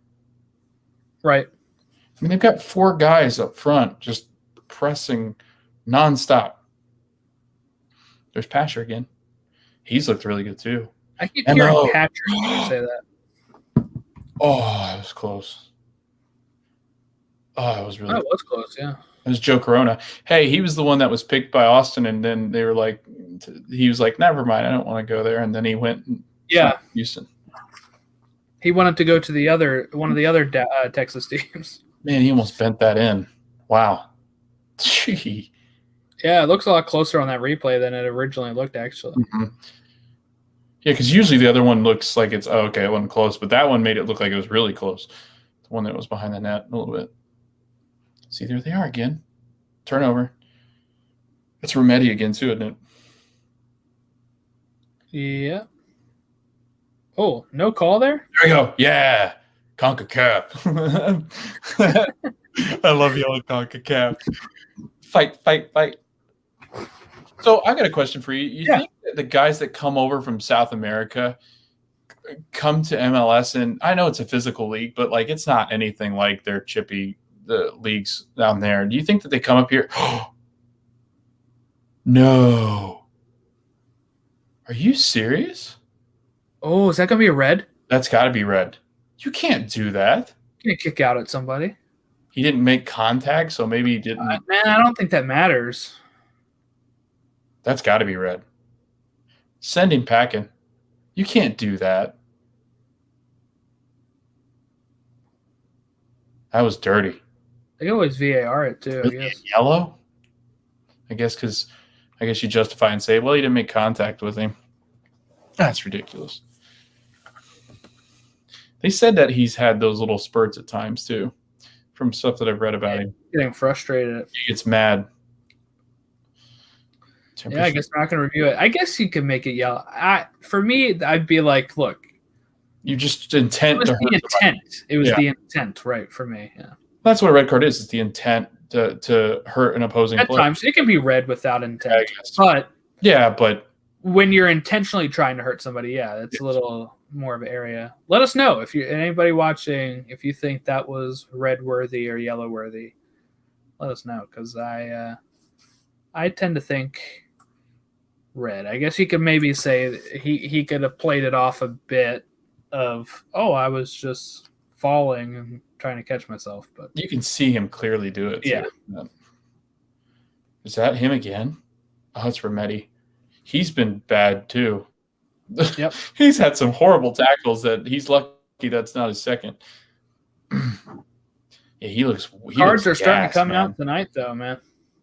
They're starting to come out now. What is that? 3 already? 3 or 4? Yeah, because we had the one with Fafa, I think, a few minutes into the game, 10 minutes into the game or whatever that you said had the score at 0 or like 0. Yeah. I mean, once you hit that threshold of like 2 or 3, then you're going to get more just because it's gone to a point where it's chippy now.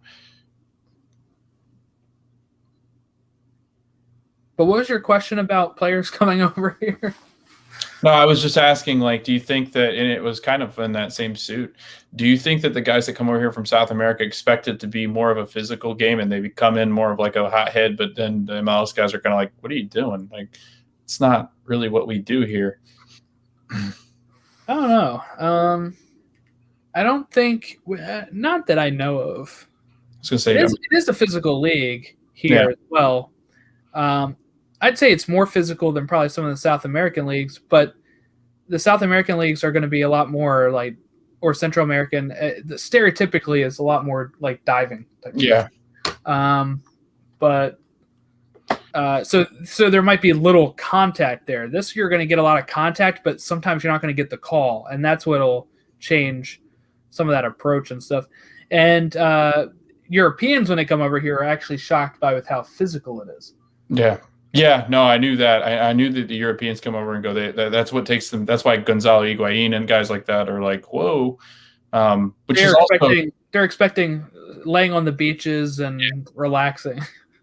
It makes me wonder about Pato for Orlando because he was in South America before he came back up here, but he was in Europe for a while. So how does that translate? Or, a guy like Gonzalo Higuain, I mean, that's concerning that he doesn't get one goal. He's got one goal in 80 or 800 minutes. Like, he got into it with the fans at Philadelphia and stuff, so it's pretty interesting.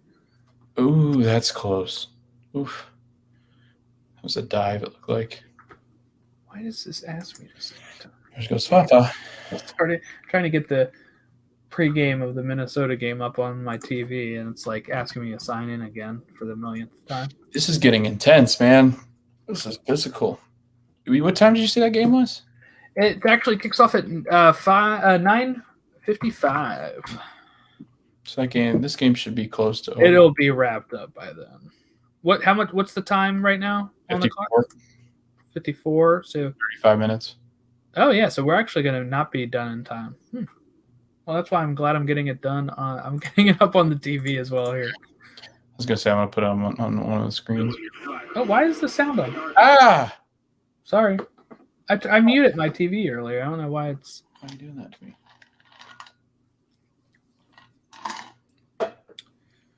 Anyway. San Jose looks a lot better. It's not saying much because they were really bad. They were really bad. But their link-up play looks a lot better. Their passing looks a little bit more crisp. There goes Pasher again. Ooh, he's got a chance here. Bang. Wow. You're way ahead of me. Am I? Yeah. Maxi. There we go. 2-0. I just got it. Great. I mean, that was good poise, just kind of waiting for that pass to come. Let me go ahead and that was your Rudy. Maxi. Yo, AJ, what is up? AJ, how's it going? I don't know how to rank you two because neither of you have done predictions yet for us, so I'll rank you guys later. The superior people are usually on the right-hand side of the screen. So that's whichever. Although you guys do like the bottom and top thing, I think. So well, I'm not sure. I mean, that's just how. Yeah, this game's over. That's just how the other one does it, right? Yeah. AJ's about to start streaming. Heck yeah, man. It's over. Yeah, not much about to start streaming. Yeah, I'm getting the Minnesota stuff pulled up here, so that way I can, I guess, catch the beginning of it while we're watching this game. And that way we can jump on over and watch you guys. Yeah. We'll join the fun. We'll watch our friends. I'd just like to know which one of you said I wasn't the superior host anymore. So that way I can give you a hard time. Technically, I have been saying that for the longest time. Yeah, but Jordan. Yeah, I'm not sure which one of them said it. But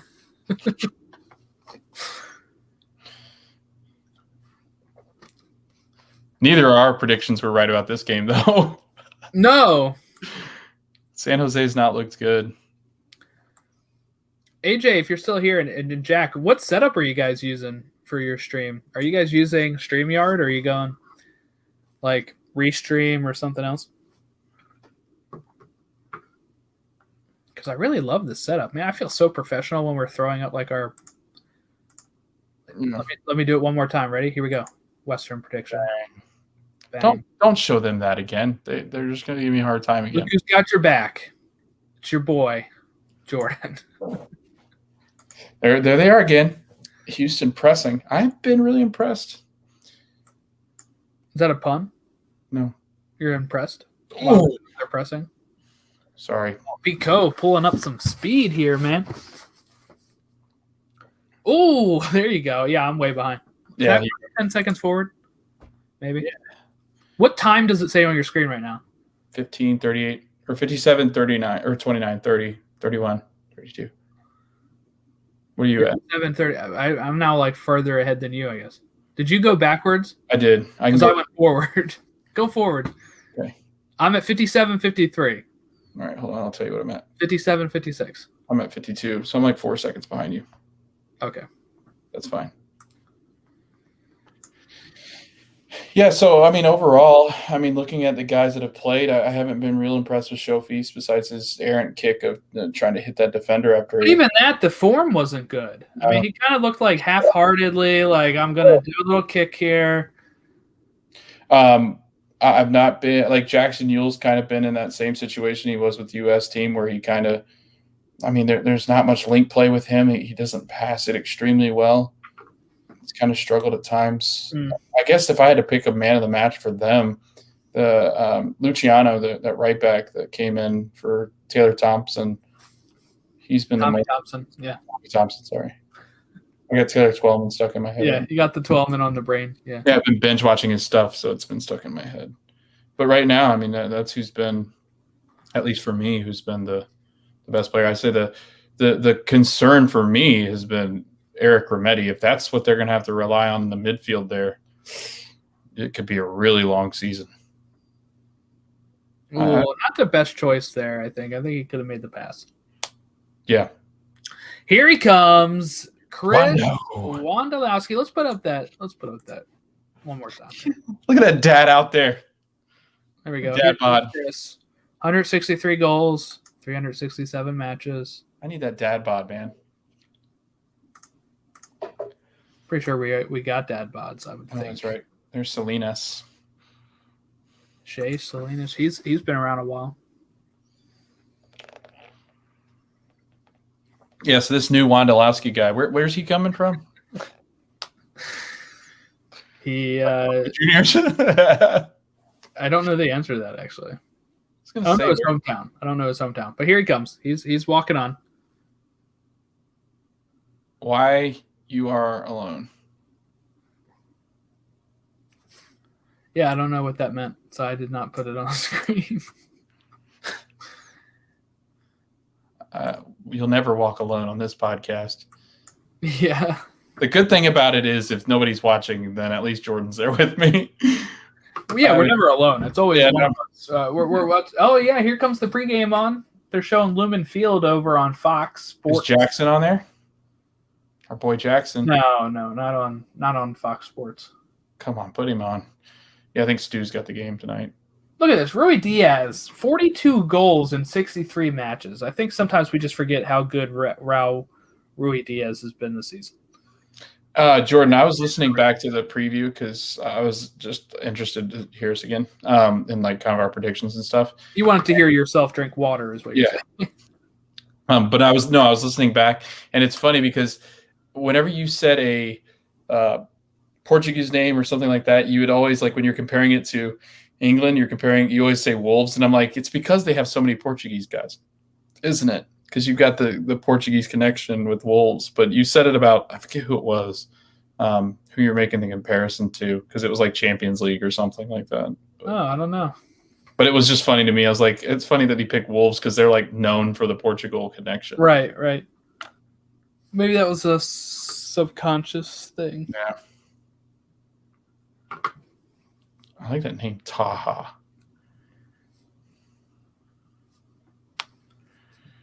Oh, boy. Rough start for San Jose. Look, I thought Houston would be a winnable game for them to start the season. Get some confidence going, yeah.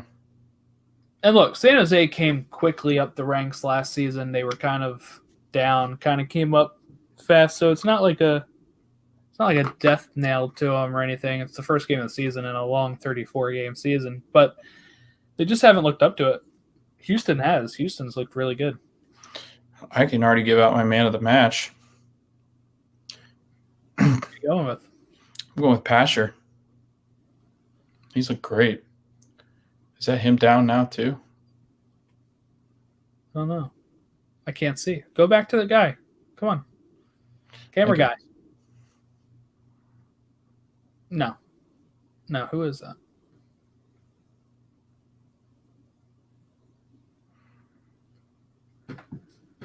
That's Joe Corona, I think. Him or Vera. Can't see through that guy.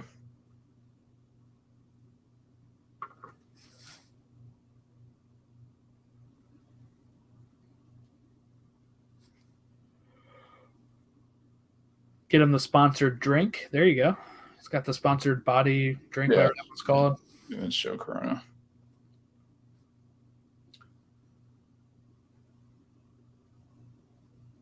They got the whole crew out on Fox, man. They got Stu, they got Alexi, they got They're not actually at the game though, right?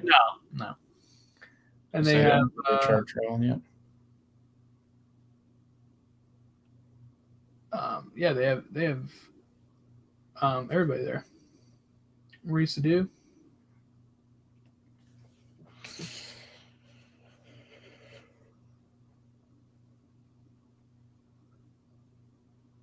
Wow, looking at these, they're showing stadium prices on FS1.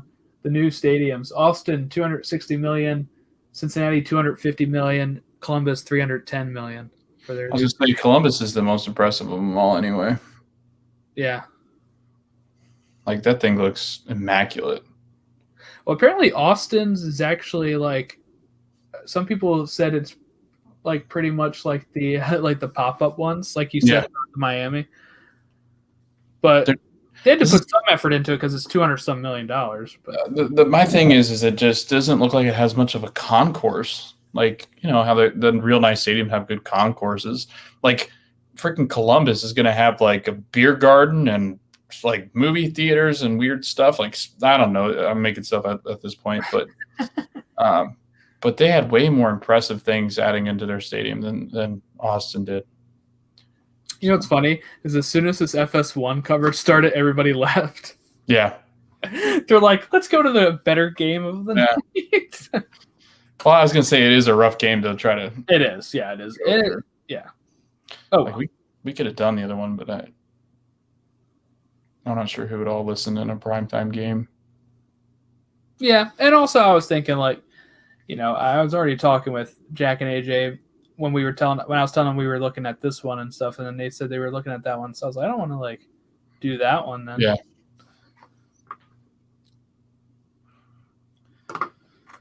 You know, I like supporting our fellow podcasters and such, and you know, this is sometimes a tough gig to do. You know, we're just creating free content for everybody, and that's what we're all doing. Yeah. For the love of the game. Cal's coming out. Man, he just didn't get him involved. And again, I don't know if it's with age, if he's, you know, 17-year-old. I don't know if, you know, not getting involved or even knowing how to get involved at times. He's built physically. He took down Tim Parker earlier. It's true. He's a big kid. Yeah. Interesting to see what he's got going forward. Like those commercials, you know, I'm a big kid now. Comes up for Houston. Darwin Sarin, former Orlando City and Minnesota United player, coming on. Yeah, he was one that a lot of people were surprised he wasn't in the starting 11. I was surprised too. Twitter was talking about it. I know Twitter personally. Yeah. Yeah, Twitter is a good person. They expressed that to me as well. Right. Man, Rometty and Corona might actually go to blows here. Those two are not happy with one another. They look tired. Can't tell if it's sweat or rain, right? Oh, yeah, right. You got the guy cozy over there on the bench, probably like, I don't want to go out there. It's raining. Gonna get. It's kind of calmed down physicality wise, though. Like it's not as been as like for a minute there. I thought it was gonna get pretty heated, but it seems to be just not sharp passes by San Jose. Like that was another bad one. I can't tell if it's conditions that are causing it or. Some of it's got to be the conditions, and some of it's just got to be a little sloppiness, I think. But, I think if it wasn't raining, they'd probably be a little less sloppy. Yeah, a little later in the season too. I mean, they're still trying. Still getting this and everything. Yeah, guys not used to playing with each other and. Fafa. Really though, I do love Pico. I'm glad to see him kind of finding hopefully a spot. Yeah. He kind of got bounced around there for a while where I think where did we get him from? Dallas, I think. And then he went to Chicago and then he went to like Nashville, right? And then he went to Houston or Cincinnati. He's been around. Mm-hmm. And I'm hoping he can find a good spot because he's a good player. So if San Jose don't perform well this season, how much longer do they give Almeida? I think you got to give him the full season. What's the point? There's nobody else out there, I think, right now that you're going to be like, let's go. Well, I just meant like this year, like if he, like if you underperform this year, for me, this is it, right? You like we talked about with Jamin, you want to see improvement, And then if you keep him going into next offseason, he's going to start putting out those rumors that he's going to be offered another national team job, and then you're going to get this. It's like almost being held hostage. For me, you cut ties with him, especially like let's say Chofis doesn't pan out, right? And if his players are not panning out that he's worked with previously, and the team doesn't improve, what's the point of keeping him? You're not getting any sort of added benefit. And I mean, I know that he's had chances where he's flirted with leaving anyway, and we talked about that over the offseason. He would allude to different things that looking at different situations and linked to national teams and stuff like that. So I was gonna say I just don't see. From this first game, they look rough. Just not any consistency passing, not really any consistency getting the ball forward. A lot of sideways passes, backwards passes to the defense, just like that. It's not been good. No. Like, I can't point to somebody and go, oh, yeah, they've been really good, except that right back that they just brought in, Luciano. We got another sub for Houston. About to come in here. Valentin.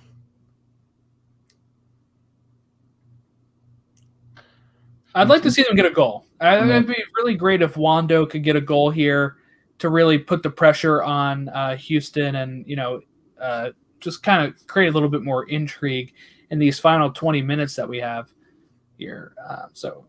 We're only gonna miss the first 5 minutes of Sporting. Not Sporting. Seattle and I didn't know Sporting was playing tonight. yeah, they are. They are. It's just not televised. You can't see it. Ouch, that looked painful. Cleat right into the shoulder. 166. Do you think they renamed the Golden Boot Award after him? I think so. Yeah, I think there's a really good possibility to do. That'd be really cool. I'll never forget the time he went up and joined the fans. That was great. Yeah. That GIF is awesome. There's a GIF of it where he's got his shirt off and he's waving it around his head. Lassiter on for Valentin. Okay, here we go. Hold on. Tenorio breaking news. Hold on. Another Miami thing? Yeah. He wants to repeat what he said earlier on ESPN Plus. It's very, very unlikely we will see Pellegrini play in the USL, a source told him. I know that he's going to move internationally in the summer is the plan. Really?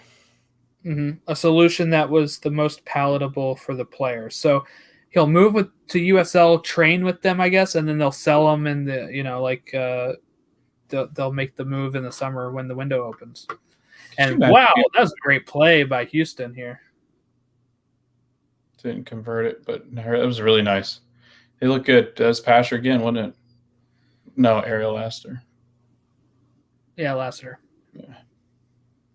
He just came in. It's a nice pass.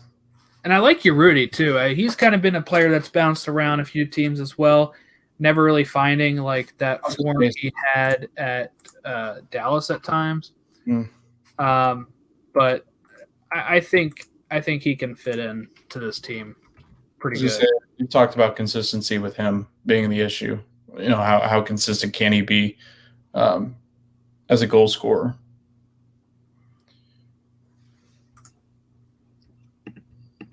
Right. Yeah, I don't know. I think, he's always impressed me when he gets time, when he gets to play. There's just sometimes where he wasn't the first choice at certain teams. And, I'm looking at his career stats right now. So, he's with Portland in 2013. He was at Toronto in 2013, then Portland 2014, Dallas in 2015, back to the Timbers in 2015. At Dallas in 16 through 18, then at Montreal from 19 to 20. Yeah. His best time ever, best amount of goals was at Dallas in 2017 with 12. He had 8 the following year. He had 9 the previous year. So he can get you anywhere from he's only broken double digits twice. Mm-hmm. And scoring, playing around 30 games a season. So it's not like he's not a top choice, but he's a good reserve to have. But I'm not sure. Besides Christian Ramirez, I'm not sure who else they would have in that spot. And that's what's concerning. I mean, they're playing San Jose, and San Jose has looked pretty. Whoa! Close. What? What just happened? Did you not see? What a goal! Oh my Lord!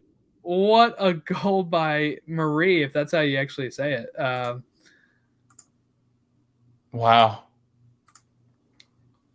All right, so my prediction's not done yet. I need San Jose to score 2 more goals, and I'm in pretty good shape. I said 2-1, didn't I? I think so. 2-0. I said 2-0. There you go. What a rocket! This was great. If people don't know what we're talking about, he shoots this from well outside the box, curving, sneaks in at the back post, past the diving keeper. That's a top goal of the year. So far, yes, it is. It's goal of the year. Man, what a good night. Shut it down. Let's turn it off. End the season right there. Goodbye. Wow. This has been fun. I'm glad we got to see that. I'm glad we got to see that type of goal in this game, though, and we get to have that pressure, like I said, in the last 15 minutes here to really ramp it up. Yep. I saw some people join back in when that happened. They were like, "Oh, what's going on?" So yeah, do it again. Oh, rough challenge there. Yeah. I was gonna say you're ahead of me now. I want to be ahead of you. I'm gonna fast forward. Yeah, that's why I didn't yell goal. I was like, I don't know if he knows what I'm gasping at, but I thought somebody got hurt. I was like, what happened? Well, that makes it interesting. The last 15 minutes. Yeah, it does. I like it. I like it a lot. You get a point on the road. That's big. This game is totally turned on its head at this point. And honestly, San Jose's not really done much to do it. It's just that goal that's out of nowhere. Yeah. Goal. Gosh. That just curled perfectly. It did. That is fantastic. And now you look at that Urruti chance that was just missed. Yeah. And that could be big. And that could have put the game away. Now San Jose is in the game here. They got, 14 minutes is enough time. I mean, This was a team that used to score late goals all the time. So I was going to say the scoring issue. I was going to say the scoring issue is not it. It's defense and finding somebody that can cover that midfield. That's going to be a disaster. There's too much space there. It did just lighten the still really not good game for San Jose. What a goal. They still haven't tweeted the video out yet. They just did. I just saw it. You want to tweet it out? Yeah, I'll tweet it out. It's on MLS Twitter. Okay. It said just now that I got the notification. Gotcha. Yeah, what a shot. If you didn't get a chance to see it, definitely scroll over to our Twitter at Stateside Show on Twitter. We're going to be posting the video. And it sets up an interesting last quarter of the game here, last 13 minutes here that we're approaching. Can San Jose do it? They got Wando on the pitch, so if they just get a free kick, it's always going to be dangerous.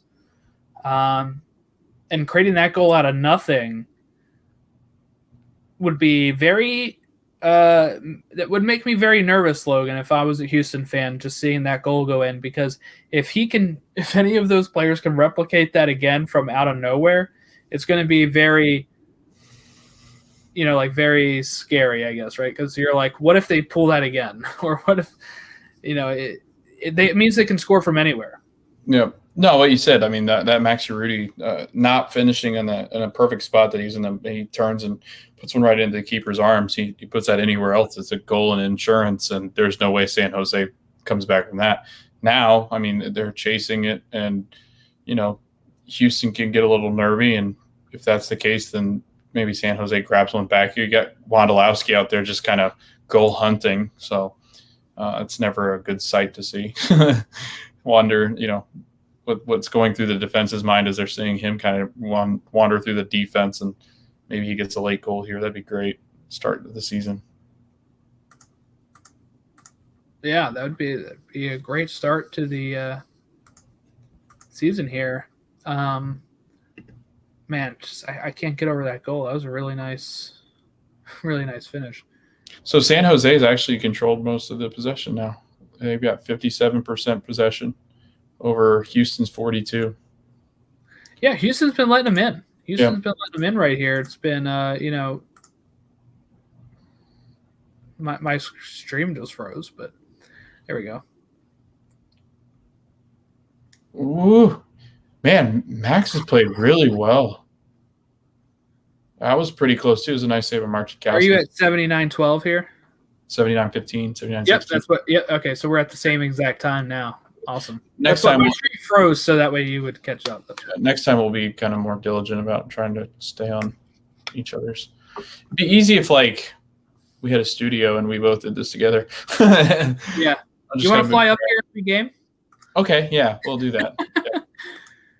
Yep. No, it's been fun. It had some good interaction. Had some good interaction on Twitter today, leading up to the game. Nice punch out by Marchikowski. Oh. What is going on?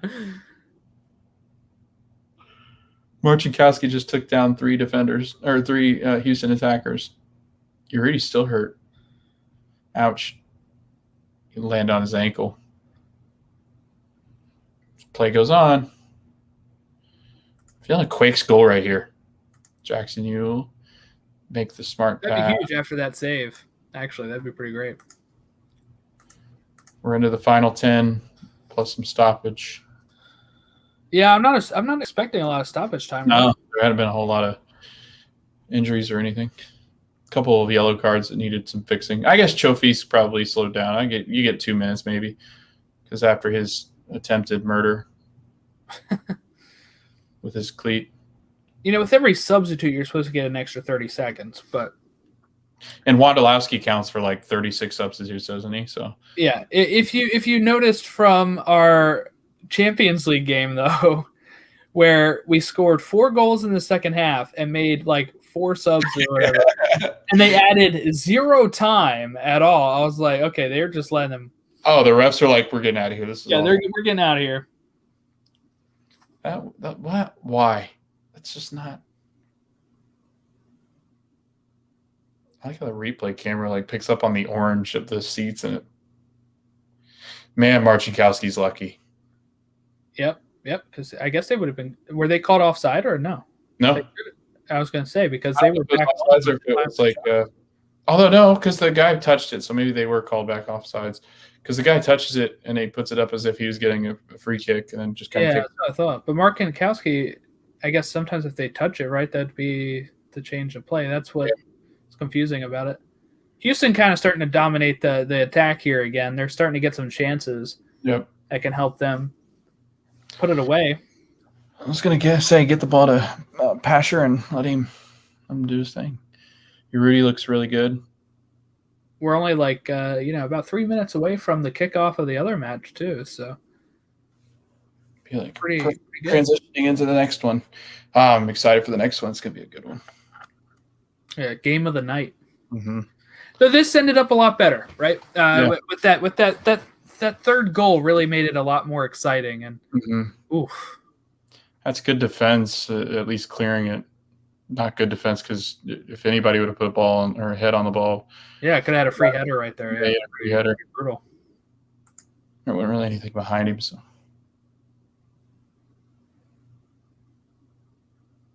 Have to see if I get any points in fantasy. I have Reynoso and Rui Diaz going tonight. I was going to say, look at mine.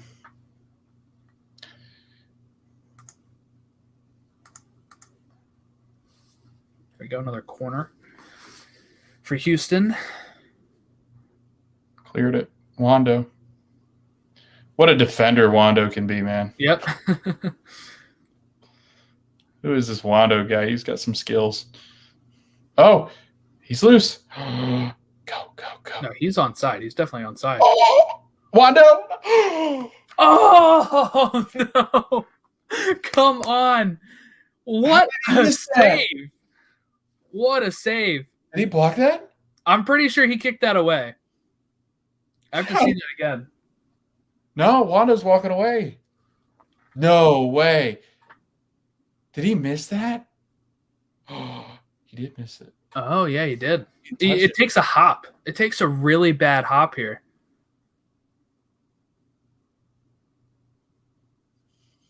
No. That sucks. I have to see it from this angle here. Yeah, he's well inside. This definitely takes an odd hop. Oh, he kicked. No, he hit it. Does it hit off of him? Yeah, he missed it. He clearly hit it. He's having some flashbacks of the World Cup. There you go. So he's definitely going to score the equalizer now. 90th minute. I got to do it now. I got to do it. How did he miss that? I thought that was going in, man. Then I thought he was hurt because that was an ugly collision. They both ended up in the back of the net. Everything but the ball. Yeah. Two players do. Oh, that would have been nuts! Like for our first stream. Oh, I would have freaked out, man. I would have been pumped. But again, like we said, he comes on for these 45-minute spells and 30-minute spells. He just adds that threatening presence of just. And he's been largely absent, right? Yeah. Like they haven't really gotten the ball to him at all. And there we go. There we go. Penalty or free kick? They didn't call anything. Goal kick? Okay. Yeah, they didn't call anything. He just didn't like him diving. I mean, ooh. I don't know if he dove. I don't know if it's enough for a penalty, but it is it's close. Dive. I mean, I think he definitely. Oh, Derek Jones is about to come on, former Union player. Christian Ramirez coming in. Memo out. And Seattle, Minnesota just kicked off. Nice. I'm still trying to log in the fantasy thing. It's not letting me. Quick chance for Minnesota. They got a corner already. 18 seconds in. It's on Fox. FS1, yeah.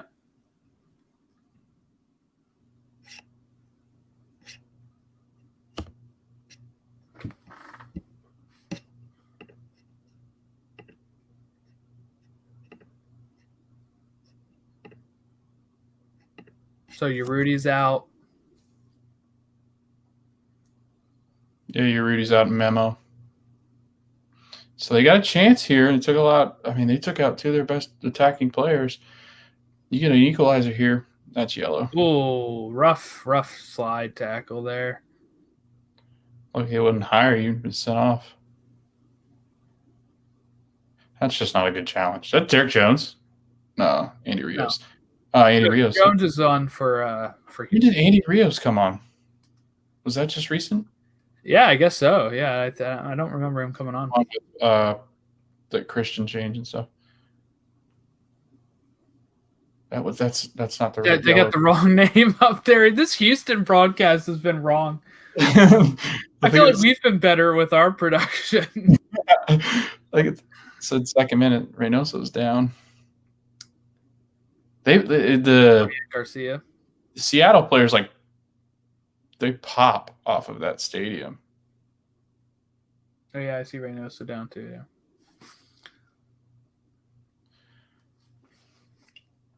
Well, pretty good finish here. San Jose made it interesting, and man, if Wando put that away, that would have been pretty exciting. Would have been crazy.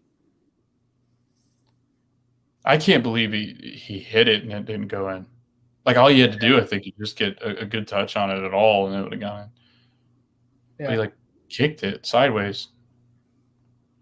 Although, like you said, it took a couple of hops. It takes a couple of hops that really throws it off because it went underneath the keeper, I think. Right, the keeper's making a save. It goes underneath them, pops up, and a little awkward to hit. Yeah, so I'm looking at the Seattle game, that new formation they're talking about. striker position. That's a quick giveaway for Seattle. Yeah, you're a few seconds ahead of me there, too. Oh, there goes Pasher. Man, he's quick. He's got a nice left foot. It was not good, though. Tripled that one right out of bounds at the end line. Trying to make a move. Oh. That would have been ugly. It's a whole lot of man running at each other. Oh. These first week games are going to be really rough. They're going to be rough with sloppiness as we just saw there in Seattle, Minnesota. I'm sure the same thing will be when you're in the stands for Orlando, Atlanta. Yeah. Well, although I think Atlanta's obviously got the advantage. Yeah, it's the Champions League. Yeah. So they've had some time, but although I will say their second leg was a lot worse than their first. They didn't look as good. Really good finish though here in San Jose. They made it interesting. That Wando goal made it really exciting there. Not a whole lot on other than that though. I mean, neither teams jumped out at you. I mean, Houston definitely played better than I thought they would. But respectable from San Jose on the road to get a goal and almost get a point if they could have put that one away. Mm-hmm. And only giving up 2 goals at times when they've been blown out before. And I guess it's not over yet. They could score a third right here, but they didn't. Kind of claw back into it on the road. 4 minutes added on. 4 minutes of stoppage. Dang. Which means we'll be at around the 9th minute or so in the Seattle game. You're right, man. It's sloppy. Minnesota's dribbled all over the place. Seattle's trying to defend them.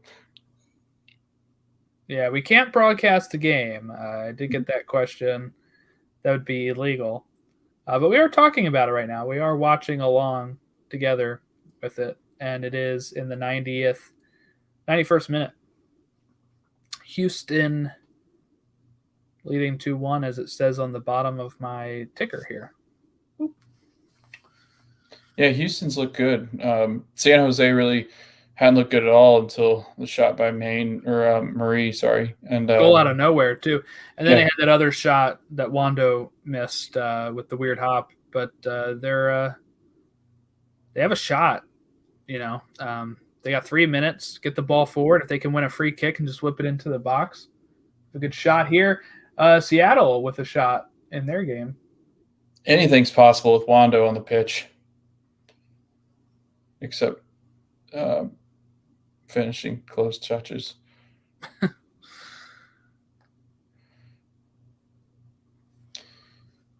Yeah, Remedi's look pretty much just not it. He just does not look like the answer. It does not. Ooh. Put it in. He put it in. It's in the box. Cleared it out. Yeah, Wando tries to head it back towards another player because he couldn't really get anything on it to go towards goal the way that was coming in. I will say, though, I mean, it looks like San Jose's in one of those spells where they're just going to try to see – no, never mind. Trying to control it, but that was – This has got to be they got 2 minutes here. If they get another chance, it's going to be their last chance, I would think. Yeah. Not a good touch. It tells me where the viewers are watching from. I didn't know that. Yeah, on the YouTube and Twitch then Facebook. Yeah. Right now. Awesome.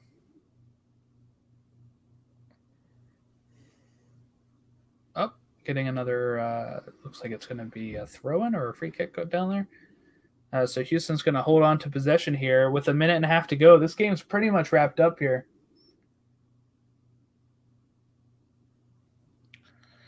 Yeah, so I mean, I guess man of the match definitely got to go to Pasher, I would believe. Max Rudy played really, really well as well. I think I'll go with Memo for the first goal there. I think I'm going to go with Memo. I think Pasher played really well, but Memo, yeah. I mean, we highlighted Memo in the pre-show.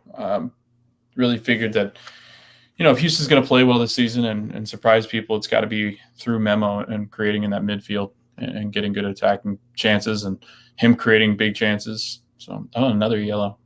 It's like 5, I think. Derek Jones been kind of sloppy when he came in. He's been kind of physical. Yeah. He just got a yellow. This might be it here. No, this is definitely it. Got like 30 seconds left. Yeah, if you can get the ball forward here, this is it. This is your last chance. This is it. Do they have any of that Goonie magic that they used to have in 2012? It'd be nuts. So far, it looks like it's going to be a throw-in. Down to 15 seconds on mine. They're quickly trying to get it in. Got the 15 seconds. That was just a really bad ball over the top. Offside. That's it.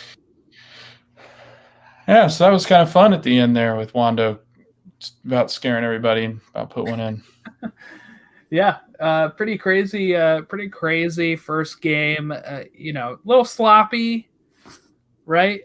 Yep. Overall, pretty sloppy, but just a fun start. Not like the best advertisement for the league or anything, but you had a great goal from San Jose in there. You had a chance from Wando to tie it up. This is what more can you ask for, right? In a rainy game, not much you can. So we're about to wrap this up here. We both got our predictions wrong. Game ends 2-1. Houston leading 2-1 over San Jose, and that's where that wraps up. And we are going to drop off here, and we will catch you next time. Follow us on Twitter at Stateside Show, Facebook.com/Stateside Show, Instagram at Stateside Show.